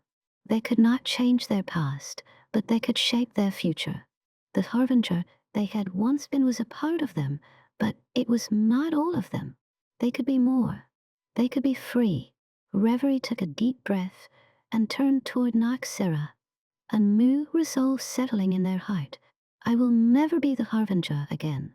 I can undo what I've done, but I won't let the abyss control me. Not anymore. NAYARA smiled, her eyes filled with understanding. I knew you'd find a way back. Chapter 12, facing the past. The silence after their revelation felt like a fragile thread, barely holding together the fractured pieces of Reverie's identity. The abyss, though momentarily subdued, still lingered in the back of their mind, whispering promises of power, of purpose, of the form they had once embraced with such brutal clarity. But now there was a gnawing emptiness, an echo of something much darker, something they had tried to forget. Reverie stood motionless, the weight of their thoughts pressing in on them. NAYARA, sensing the shift in Reverie's energy, kept her distance, her eyes watchful yet sympathetic. She knew the battle Reverie was facing, the struggle to reconcile the person they had become with the one they had once been. But before Reverie could speak, the air thickened around them. A low hum, like the pulsing of an ancient drumbeat, reverberated through the ground. Reverie's breath hitched. The abyss was reaching out again. This time, it wasn't a whisper. It was a call, an overwhelming surge of memories too intense to ignore, too real to escape. Reverie! The voice echoed around them, stretching into the corners of their consciousness, pulling them into a vision. It wasn't a choice. They weren't ready for it, but they had most say in the matter. The world around Reverie shifted, warping like a fractured mirror, until they found themselves standing in a place they knew all too well, a dark, ever-changing landscape, one that existed beyond the edges of the dream realm. It was the heart of the abyss, a realm of shadows and shattered reality, where dreams and nightmares were forged. Here, Reverie had once been a force of nature, a being crafted to shape, destroy, and guide the dreamscapes. In the distance, they saw their past self, no longer a fractured remnant, but whole, standing tall and confident. The harbinger, the being that had once stood at the forefront of the abyss's will. Reverie's former self held the power of creation and destruction with ruthless precision, their presence commanding the dreams they shaped. The vision unfolded like a tapestry of horrors, each memory more vivid than the last. Reverie watched helplessly as they saw themselves wreak havoc on the dreams of countless beings. Entire worlds of imagination, delicate and fragile, twisted into nightmares under their influence. You are the harbinger, the voice of the abyss whispered again, this time in the form of Reverie's former self. You bring both creation and destruction. You are the keeper of balance. Without you, dreams would be lost. Reverie's chest tightened as they witnessed the destruction unfold. Villages of dreamers torn apart, their hopes and fears scattered like broken glass. The faces of those they had once shaped, the innocents who had trusted in their creations, twisted in agony as they were consumed by the abyss. In the vision, the harbinger stood among the ruin, its figure both commanding and cold.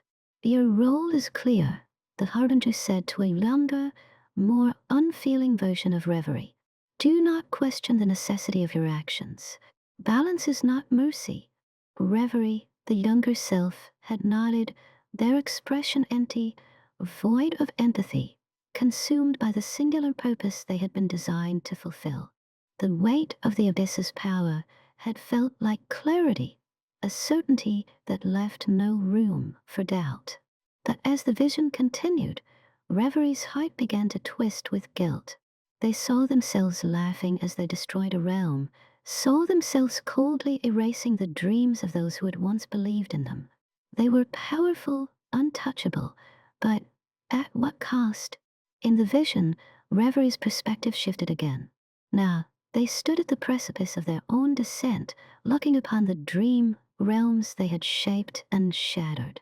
There was no joy in the destruction, only the hollow certainty that this was their purpose. But then something shifted. For the first time, Reverie saw something other than darkness, a flicker of light. It was a memory of the first dream they had nurtured, the first world they had created with love rather than with destruction.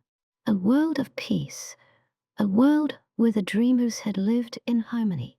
They had forgotten about it until now, buried deep within the recesses of their mind.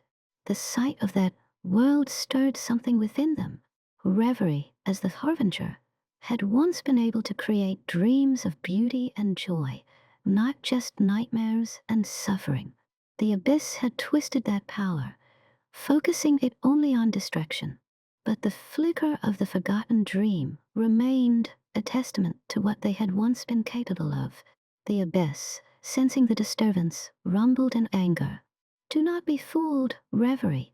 That is weakness. That is failure. You were never meant to create, only to destroy. Reverie felt the weight of the words, felt the abyss trying to claw them back into the cold, indifferent being they once were. But deep within, a defiance sparked. No, they were no longer that person. The vision shifted again, revealing the final confrontation that had led to their rebellion. The abyss had grown too controlling, too all-consuming.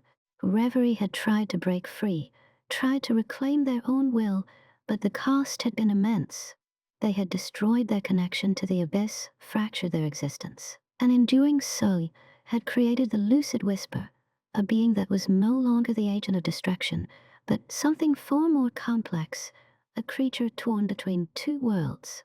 As the vision settled into clarity, Reverie saw the destruction they had caused, the innocent lives they had shattered, the dreamscapes that had crumbled under their unrelenting touch. The weight of that guilt threatened to drown them. They had chosen to fight, yes, but had they done enough to atone for what they had wrought? Look at what you've become, the abyss's voice whispered, softer now, almost gentle, a shadow of what you were, a puppet of your own guilt. Reverie stumbled backward, as though physically struck. The words rang true. They were a shadow of their former self, fractured, broken. But they had not come this far to let the abyss define them any longer. They took a deep breath, their voice shaking but resolute. I cannot undo the past, but I can choose who I am now. The abyss responded with a low, menacing growl, but Reverie didn't flinch. They had seen the darkness they were capable of, but they also saw the light they had once created. They could rebuild. They could heal. The vision began to fade, but not without leaving its mark. Reverie's past had been revealed in all its terrible clarity, forcing them to confront the darkness they had once wielded. But now they understood that the power to change lay within them.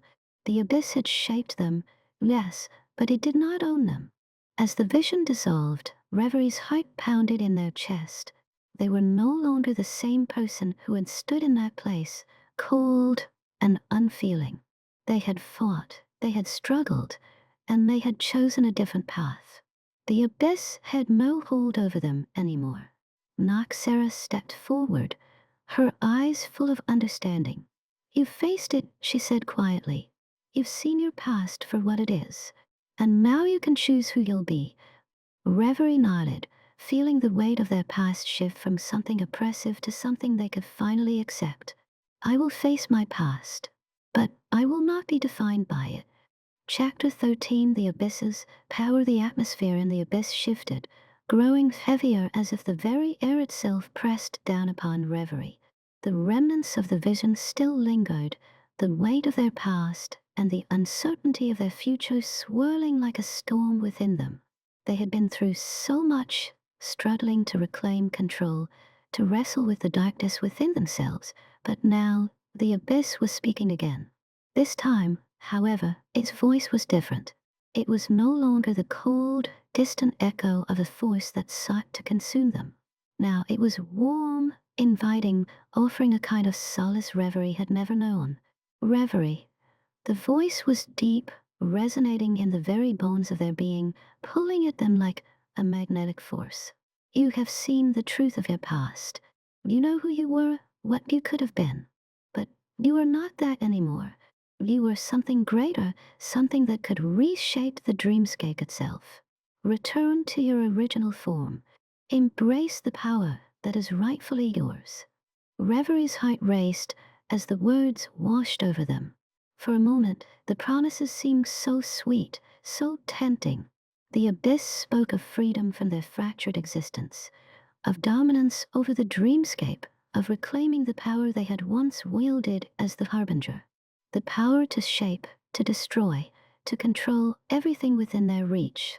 No longer the fractured lucid whisper, no longer a mere shadow of what they had been. And yet, beneath the allure, a cold truth gnawed at Reverie's soul. They had been here before. They had been offered this same power, this same chance, when they had once embraced the abyss without hesitation. It was this very power that had shaped them into the being they had been. It was this power that had led them to destroy, to manipulate the dreams of countless beings. The abyss had consumed them once. Could they trust it again? The abyss's presence seemed to fill every corner of the dreamscape, its tendrils of darkness wrapping around Reverie, coaxing them closer. They could feel it, the weight of all the potential power that lay just beyond their reach, waiting for them to accept it. The abyss had always been a part of them, a force that had shaped their every thought, their every action. It promised them the freedom to transcend their current form, to return to the harbinger they once were, whole and powerful. You can be whole again, the abyss murmured, its voice soft but insistent. No more shadows, no more fragments. You were born to rule the dreamscape, to guide it with the force of your will. You are the only one who can restore balance. Embrace your true form, Reverie, and take your place as the ruler of all that dreams. The words resonated deep within Reverie, stirring something primal inside them.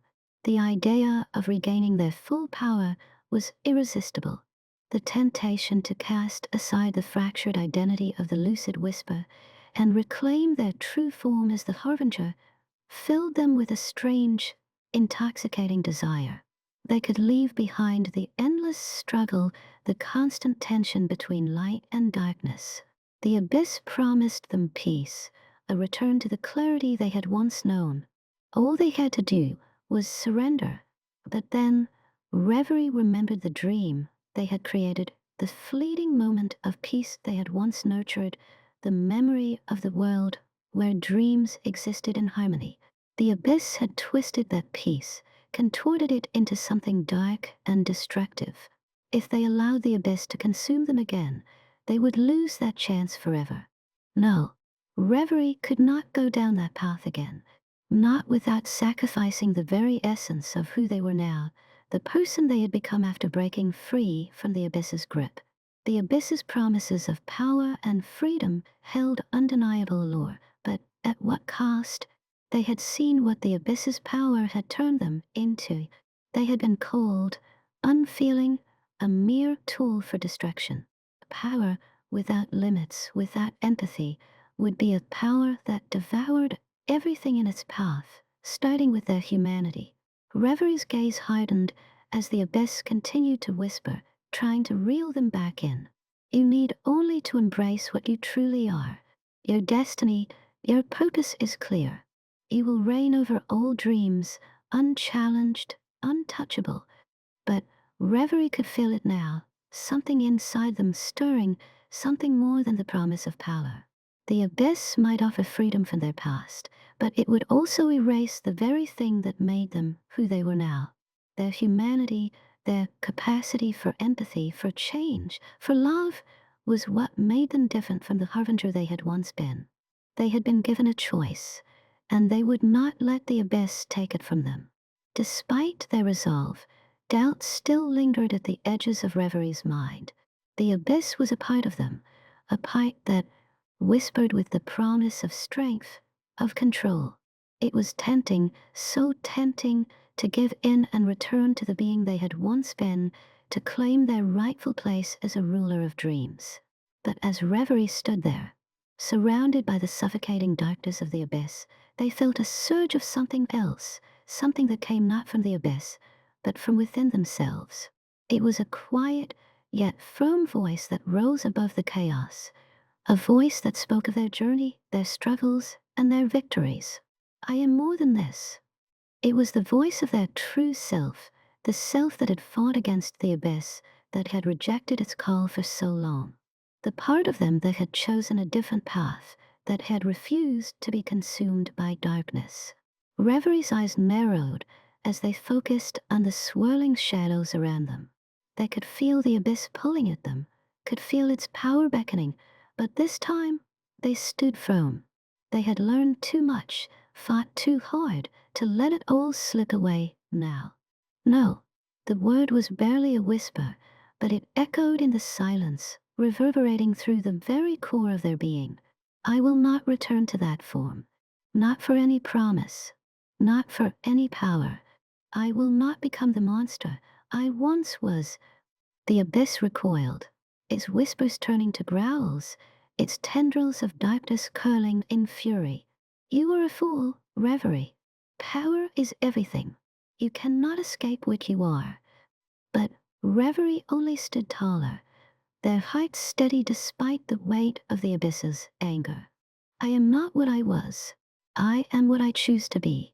And I choose to remain human, to fight for what is right, even if it costs me everything.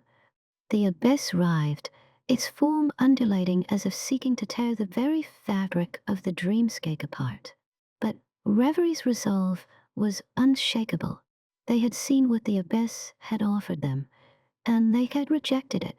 They had seen the truth of their power, and they had chosen to use it for something greater than destruction. With a final, decisive step, Reverie turned away from the abyss's temptations. The shadows tried to cling to them, to pull them back, but Reverie was stronger now, fortified by the journey they had undertaken, the self they had rebuilt. And as they stepped away from the abyss's reach, a strange peace settled over them. They had made their choice. They had faced the darkness and refused to let it define them. They had rejected the power of the abyss, and in doing so, they had reclaimed their humanity. Chapter 14, The Choice. The abyss stretched before Reverie, an endless expanse of darkness that seemed to swallow all light, all hope.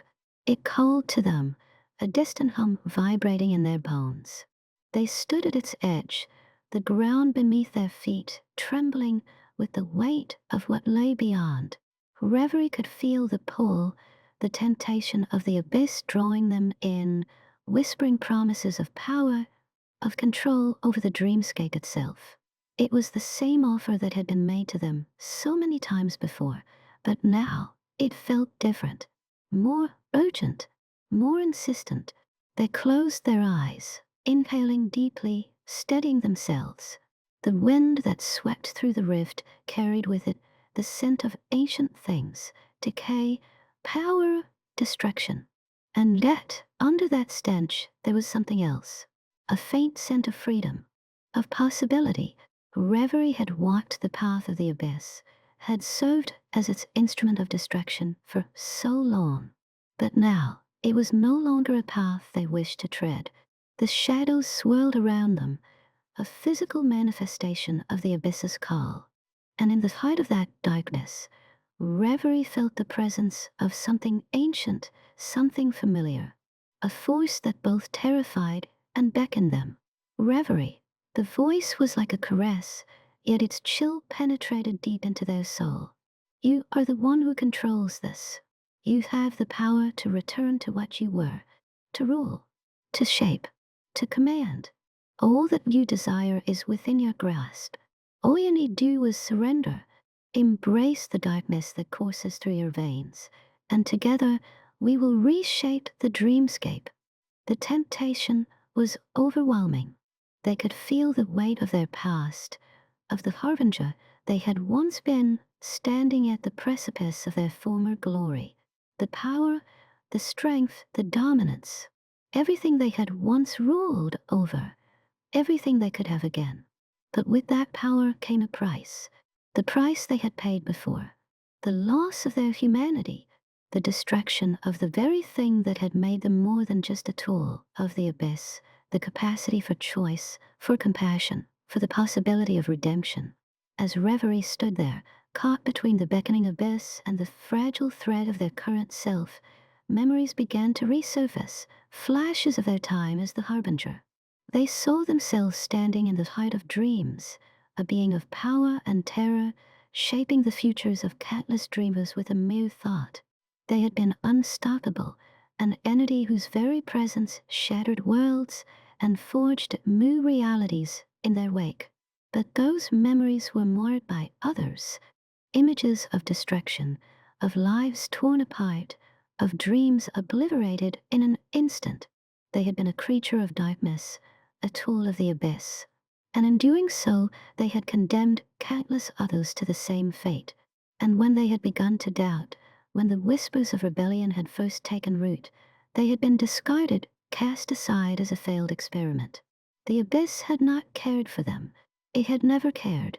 And now, it offered them the same power, the same path, but Reverie knew better. They had been there before. They had seen the cost of wielding that power without restraint. They could not return to the harbinger. Not again. You will never escape your true nature.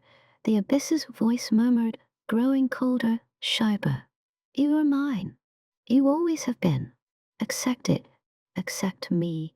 And together we will remake the world. The darkness pressed in, but Reverie's heart did not falter. Their resolve grew stronger with each passing second. The abyss might claim them as its own, but Reverie would not succumb. Not again. Not for any promise. The alternative was just as uncertain, just as treacherous.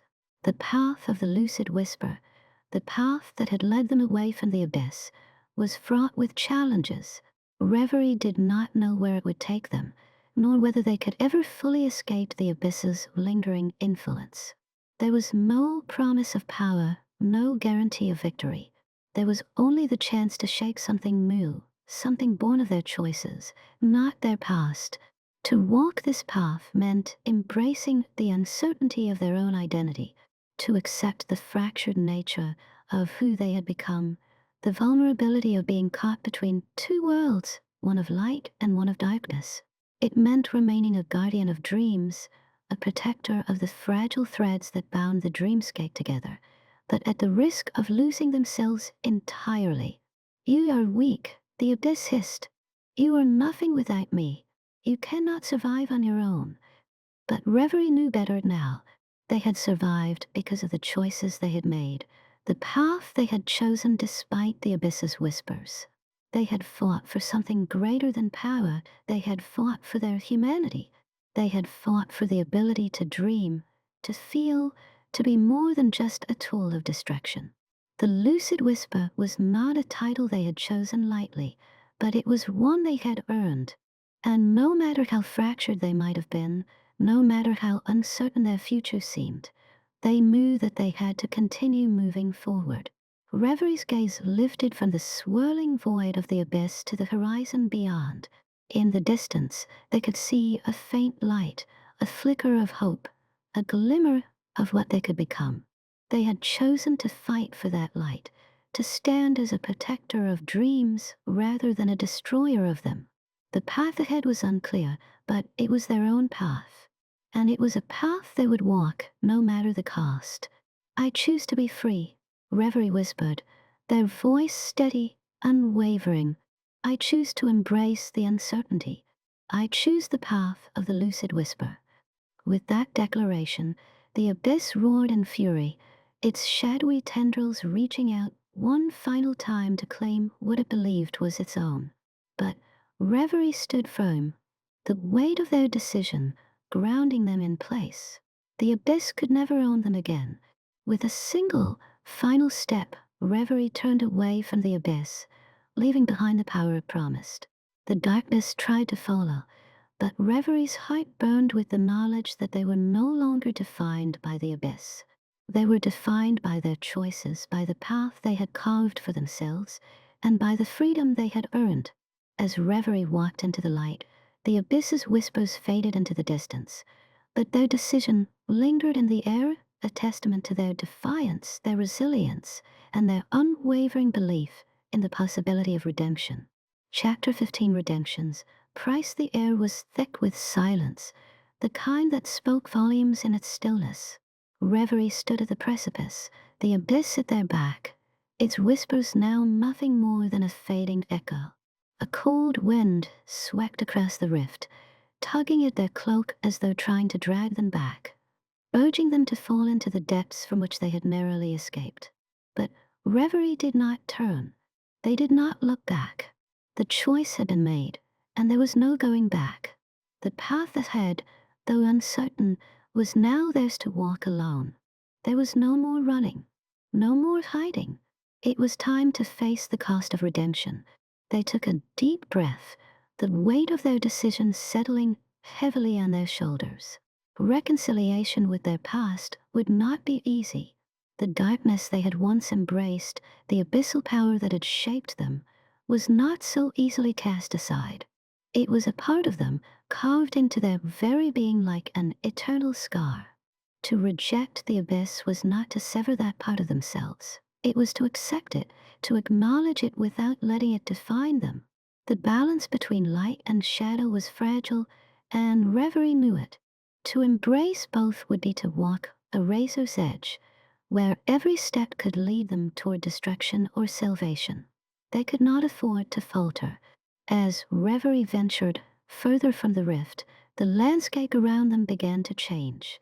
The dreamscape, once vibrant and alive, now felt distorted, warped by the weight of the abyss's lingering influence. It was as if the fabric of reality itself was struggling to adjust to the absence of the harbinger, to the absence of the power that had once shaped the very foundation of dreams. But this was no longer their role. Reverie understood that now. They were no longer a creature of destruction or dominion. They were a being in between, a bridge between worlds, between light and darkness. And while that might sound like a gift to some, it was a burden to others. The shadows that lingered on the periphery of their consciousness stirred. They were not gone. They would never be gone. But Reverie could feel them shifting, adjusting, as though trying to find a place in the new reality they had just created. It was not an easy transition. It was not a seamless journey into peace. They would have to fight again and again to hold on to what they had chosen. But one thing was certain, Reverie was no longer alone in this fight. Back in Dormiria, the dreamscape was stirring with the aftermath of the battle they had fought. The world was shifting. The factions that had once stood in opposition now hesitated, watching, waiting to see what Reverie would do. Would they rise as a protector, or would they once again become a harbinger of destruction? Reverie knew that they would never be able to erase the past. The nightmares they had sown, the damage they had caused, it was all a part of who they were. And yet, in their heart, they also knew that redemption was not about erasing mistakes. It was about accepting them and striving to move forward. The balance between light and shadow was not something that could be achieved in a single moment. It was a constant struggle. To remain true to themselves, Reverie would have to walk that line every day, never forgetting the darkness within, but never allowing it to consume them. But they were ready. It was in the depths of the night that the first true test of their resolve came. A figure appeared on the edge of their dream, an old enemy, a reflection of everything they had once been. It was the shadow of the harbinger, a manifestation of the darkness that had once defined Reverie. This figure was different from the ones they had faced before. It was not an enemy in the traditional sense. It was a part of themselves, dark, powerful, but not beyond redemption. It was the part of them that had once sought to control, to dominate, to destroy. And it was the part that would always linger, waiting for the right moment to strike. Reverie knew what it wanted. It wanted to reclaim control. It wanted to draw them back into the abyss. But Reverie did not flinch. They stood tall, facing the shadow that had once been their ally, their tormentor, their mirror. "You cannot escape me," the shadow whispered, its voice the same as the abyss's, cold, seductive. "I am you, and I will never let you forget what you truly are." Reverie shook their head, their hearts steady. "I remember who I am," they said quietly, "but I will not let you define me." And with that, the shadow recoiled, its form dissipating like smoke in the wind. It did not vanish entirely, but it receded, as if recognizing that it could not win this time. Reverie had faced it, they had acknowledged it, and in doing so, they had kept control. The victory was small, but it was significant. Reverie had won their first battle in the war for their soul, and in that moment, they knew that redemption would not come easily. There would be many more battles to fight, battles against the darkness within, battles against the temptation to return to the abyss. But there would also be moments of light, moments where they could see with clarity the path they had chosen, a path that was theirs and theirs alone. As Reverie looked out over the dreamscape, a new sense of purpose settled over them. They had rejected the abyss, yes, but they had not rejected themselves. They had accepted the darkness within, learned to balance it with the light that still flickered in their heart. And that balance, fragile and tenuous as it was the price of their redemption. They knew the journey would be long, and there would be times when they would falter. But for now, they had made their choice. And with that choice came the first steps toward healing, toward reconciling with the past, and shaping a future free from the control of the abyss. Chapter 16, Reconciliation, the stillness of the dreamscape, felt different now. The weight of the abyss no longer pressed upon Reverie with the same intensity. It lingered, yes, as it always would, but its presence was no longer suffocating. It was a distant hum, persistent, like the rhythm of a heartbeat, but tempered by something else, something new. Reverie stood at the edge of the dream, gazing out over the sea of shifting visions that stretched before them. The clouds above swirled with the colors of the morning, soft and golden, casting light across the ever-changing landscape of dreams. It was a landscape they had once shaped with terror, once ruled with the cold hand of the abyss. But now it felt different. It felt like a canvas. The abyssal resonance still coursed through their veins, that deep, pulsing connection to the darkness they had once embraced. It would always be there, a reminder of what they had been and what they had chosen to leave behind. But it was no longer an overwhelming force. It had become a part of them, yes, but one that they controlled. One that, when wielded with care, could create as much as it could destroy. Reverie closed their eyes, breathing deeply, feeling the pulse of the resonance within. It was both comforting and strange, a reminder of their past self, and yet something more. The abyss had not been vanquished, but it had been integrated into who they were. It had become a tool, a source of power, but also of wisdom.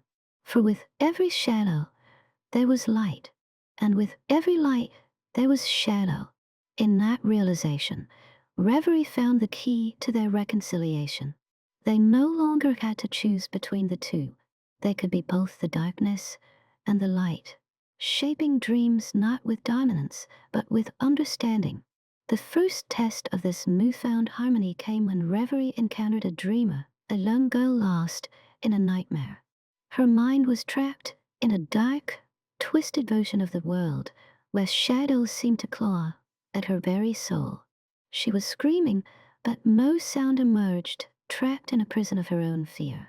Reverie stepped into her dream, their presence slipping between the folds of the dreamscape, shaping the world around them with a subtle touch. The abyssal resonance flared, faintly, but instead of the usual sense of overwhelming power, Reverie felt a deep understanding of the dreamer's fear. It wasn't a desire to control or force the dream to bend to their will. It was an empathy, a recognition of the pain, that the dreamer carried. They knelt beside the girl, their voice soft and steady as they whispered words of comfort. "It's okay. You are safe here. You are not alone." For a moment, the nightmares shifted, the dark shadows receding, leaving only the trembling figure of the girl. Her eyes flickered, uncertain as though unsure of what to trust. Reverie's presence was not an imposition. It was a gentle, guiding hand. The girl blinked, slowly coming to understand that the nightmare was not real. She could step out of it. She could choose to escape. Reverie reached out, and with a gentle touch, the nightmare shattered, the dreamer waking with a soft sigh, a sense of peace washing over her. As the girl disappeared from the dreamscape, Reverie stood alone once more, but the feeling of peace lingered. They had not destroyed the nightmare. They had transformed it. They had reached into the heart of the fear and shown the dreamer a new path. With each dream they entered, Reverie found the same balance, shaping, guiding, healing. Their power was no longer the cold, unyielding force of the abyss, but something far more intricate, far more delicate. They could still feel the pull of the darkness within, but they no longer feared it. They understood it. They had reconciled with the parts of themselves they had once hated. The dreamscape, too, was beginning to change. The rifts that had once threatened to tear it apart were slowly healing, the threads of reality weaving together more seamlessly. Where there had once been chaos and destruction, there was now clarity and compassion. The dreams no longer felt like the battlegrounds they once were, but like a living, breathing tapestry of experiences, both beautiful and painful. And Reverie was its weaver, its protector. They found themselves drawn to the smaller, quieter dreams, the ones that often went unnoticed by those who sought power. The dreams of children, of the lost, of those who had nowhere else to turn. These were the dreams that needed healing most, and Reverie knew that they were uniquely suited for this task. In the dreams of those who struggled, Reverie saw reflections of their own pain. They understood what it meant to be broken, to feel lost, to be torn between two worlds. But they also understood what it meant to rebuild, to start again, to find hope even in the darkest places. Yet, as Reverie continued to walk the path of reconciliation, they knew that this peace would never be permanent. The abyss would always be there, lurking at the edges of their consciousness, ready to whisper its temptations. It would always seek to pull them back into the shadows. And there would be moments when they would falter, moments when the darkness would seem so much easier to embrace than the struggle for balance. But Reverie had made peace with that. They no longer saw their past as something to be erased or forgotten. It was a part of them, a part of their journey, and it had shaped who they were today. To reject it entirely would be to deny the complexity of their own existence.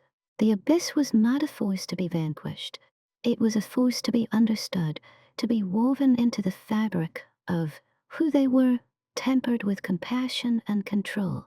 Only then could they truly shape the dreamscape into something new. In the days that followed, Reverie found themselves not only guiding others through their dreams, but also confronting the larger, lingering scars that had been left upon the world. The dreamscape was healing, but it would take time. The damage that the Harbinger had caused, both to the dreams of others and to themselves, was not easily undone. Reverie knew that their journey was far from over. There were still many who needed help, many who still clung to the fragments of their own nightmares. But Reverie no longer felt the crushing weight of the abyss. They had reconciled with it, and in doing so, they had found a new strength. They had made peace with themselves. And now, they would help others do the same. Chapter 17, A New Purpose. The landscape of Dormiria had always been a place of uncertainty for Reverie. It was where their journey had begun, a place where dreams and nightmares coexisted, where the boundaries between what was real and what was imagined had often been blurred. But now, as they returned, the land seemed quieter, more peaceful, almost as if it, too, had been waiting for this moment of change. Reverie stood at the edge of the Dreamweaver's tower, watching the vast plains of Dormiria stretch before them. The air was crisp, carrying the scent of the wildflowers that bloomed at the base of the towering peaks. The world had not changed physically, but Reverie had. And in that change, they had come to understand that the world, like themselves, was always in flux.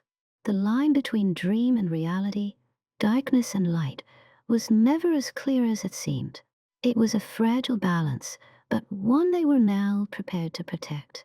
The abyss still hummed within, a constant reminder of the power they had once embraced, but it no longer felt like a curse. It was a part of them, like the roots of a tree that ran deep into the earth, grounding them in something ancient, something enduring. Reverie had stopped fighting the darkness within and had instead learned to shape it, to guide it, and to use it for something greater. They no longer feared their past. They embraced it, and in doing so, they had found the strength to protect those who walked the dreamscape, whether they were dreamers lost in their own nightmares or dream weavers struggling to control the ever-shifting landscape. Reverie's return to Dormiria was not just a personal journey, it was the beginning of something larger.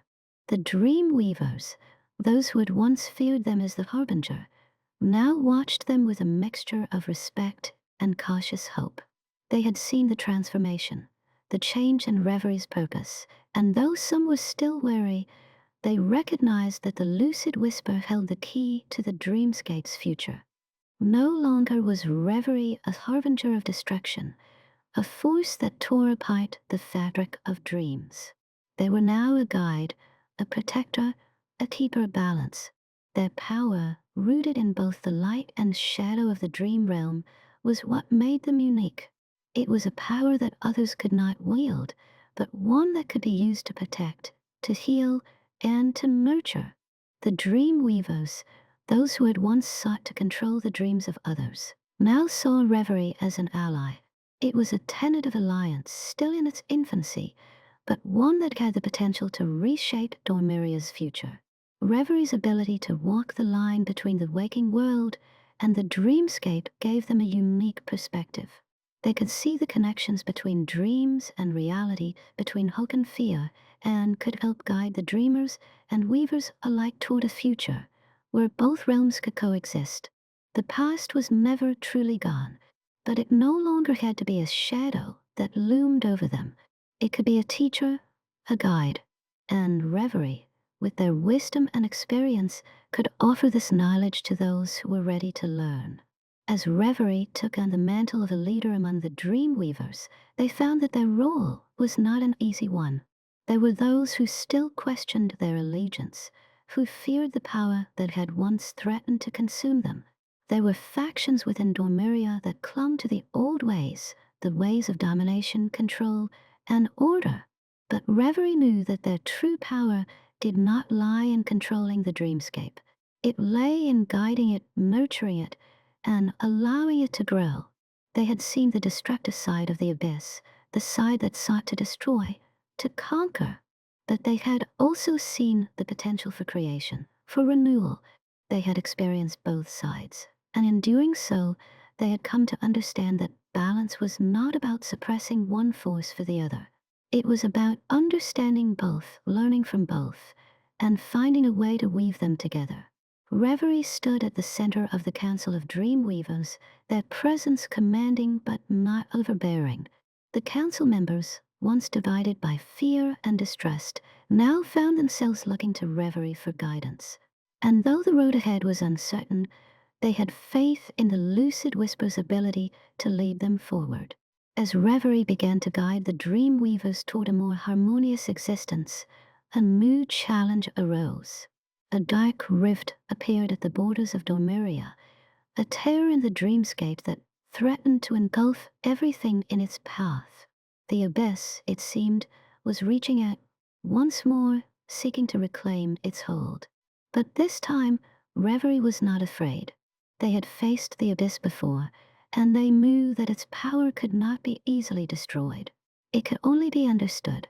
It could only be guided. They summoned the council together, their voice steady as they spoke of the need for balance.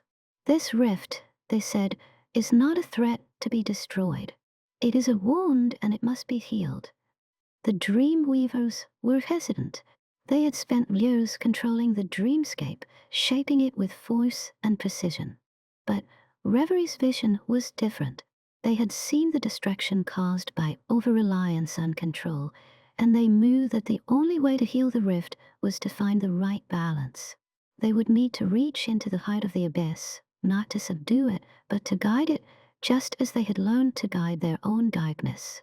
With the council's help, Reverie worked tirelessly, weaving the rift back into the fabric of the dreamscape. It was not an easy task. The abyss fought back, testing Reverie's resolve. But Reverie had learned the most important lesson of all. Balance could not be forced. It had to be nurtured. After days of struggle, the rift began to close. The darkness receded, not destroyed, but woven back into the dreamscape in a way that allowed it to coexist. Reverie felt the pull of the abyss fade, but they did not feel triumph. They felt peace. As the rift finally sealed, Reverie stood at the edge of Dormiria, once more watching the world below. The dreamscape had healed, the abyss had been tempered, and the balance had been restored. They had found their purpose. The path that had once seemed so uncertain now stretched out before them, clear and steady. Reverie knew that they would continue to walk it as both a lucid whisper and a protector of dreams. They were the bridge between worlds, the keeper of balance, and the guardian of those who dreamed. The road ahead was not without challenges. There would always be forces that sought to disrupt the delicate equilibrium, always be those who would try to tip the scales toward darkness or light. But Reverie was no longer afraid. They had made peace with both their past and their present. They had reconciled with the abyss, not by rejecting it, but by learning to walk with it. And as they turned away from the edge of Dormiria, ready to face whatever the future held, Reverie knew that their purpose was not just to protect the dreamscape, but to guide it, to help it grow. They would teach others the same lesson they had learned, that true power did not lie in dominance, but in balance. Their journey was far from over, but they were no longer just a harbinger of dreams. They were a keeper of the balance, a guide for those who had lost their way, and a protector of those who dreamed. You've been listening to Mistwoven Legends, Shadows of the Abyss, brought to you by Audible Archives.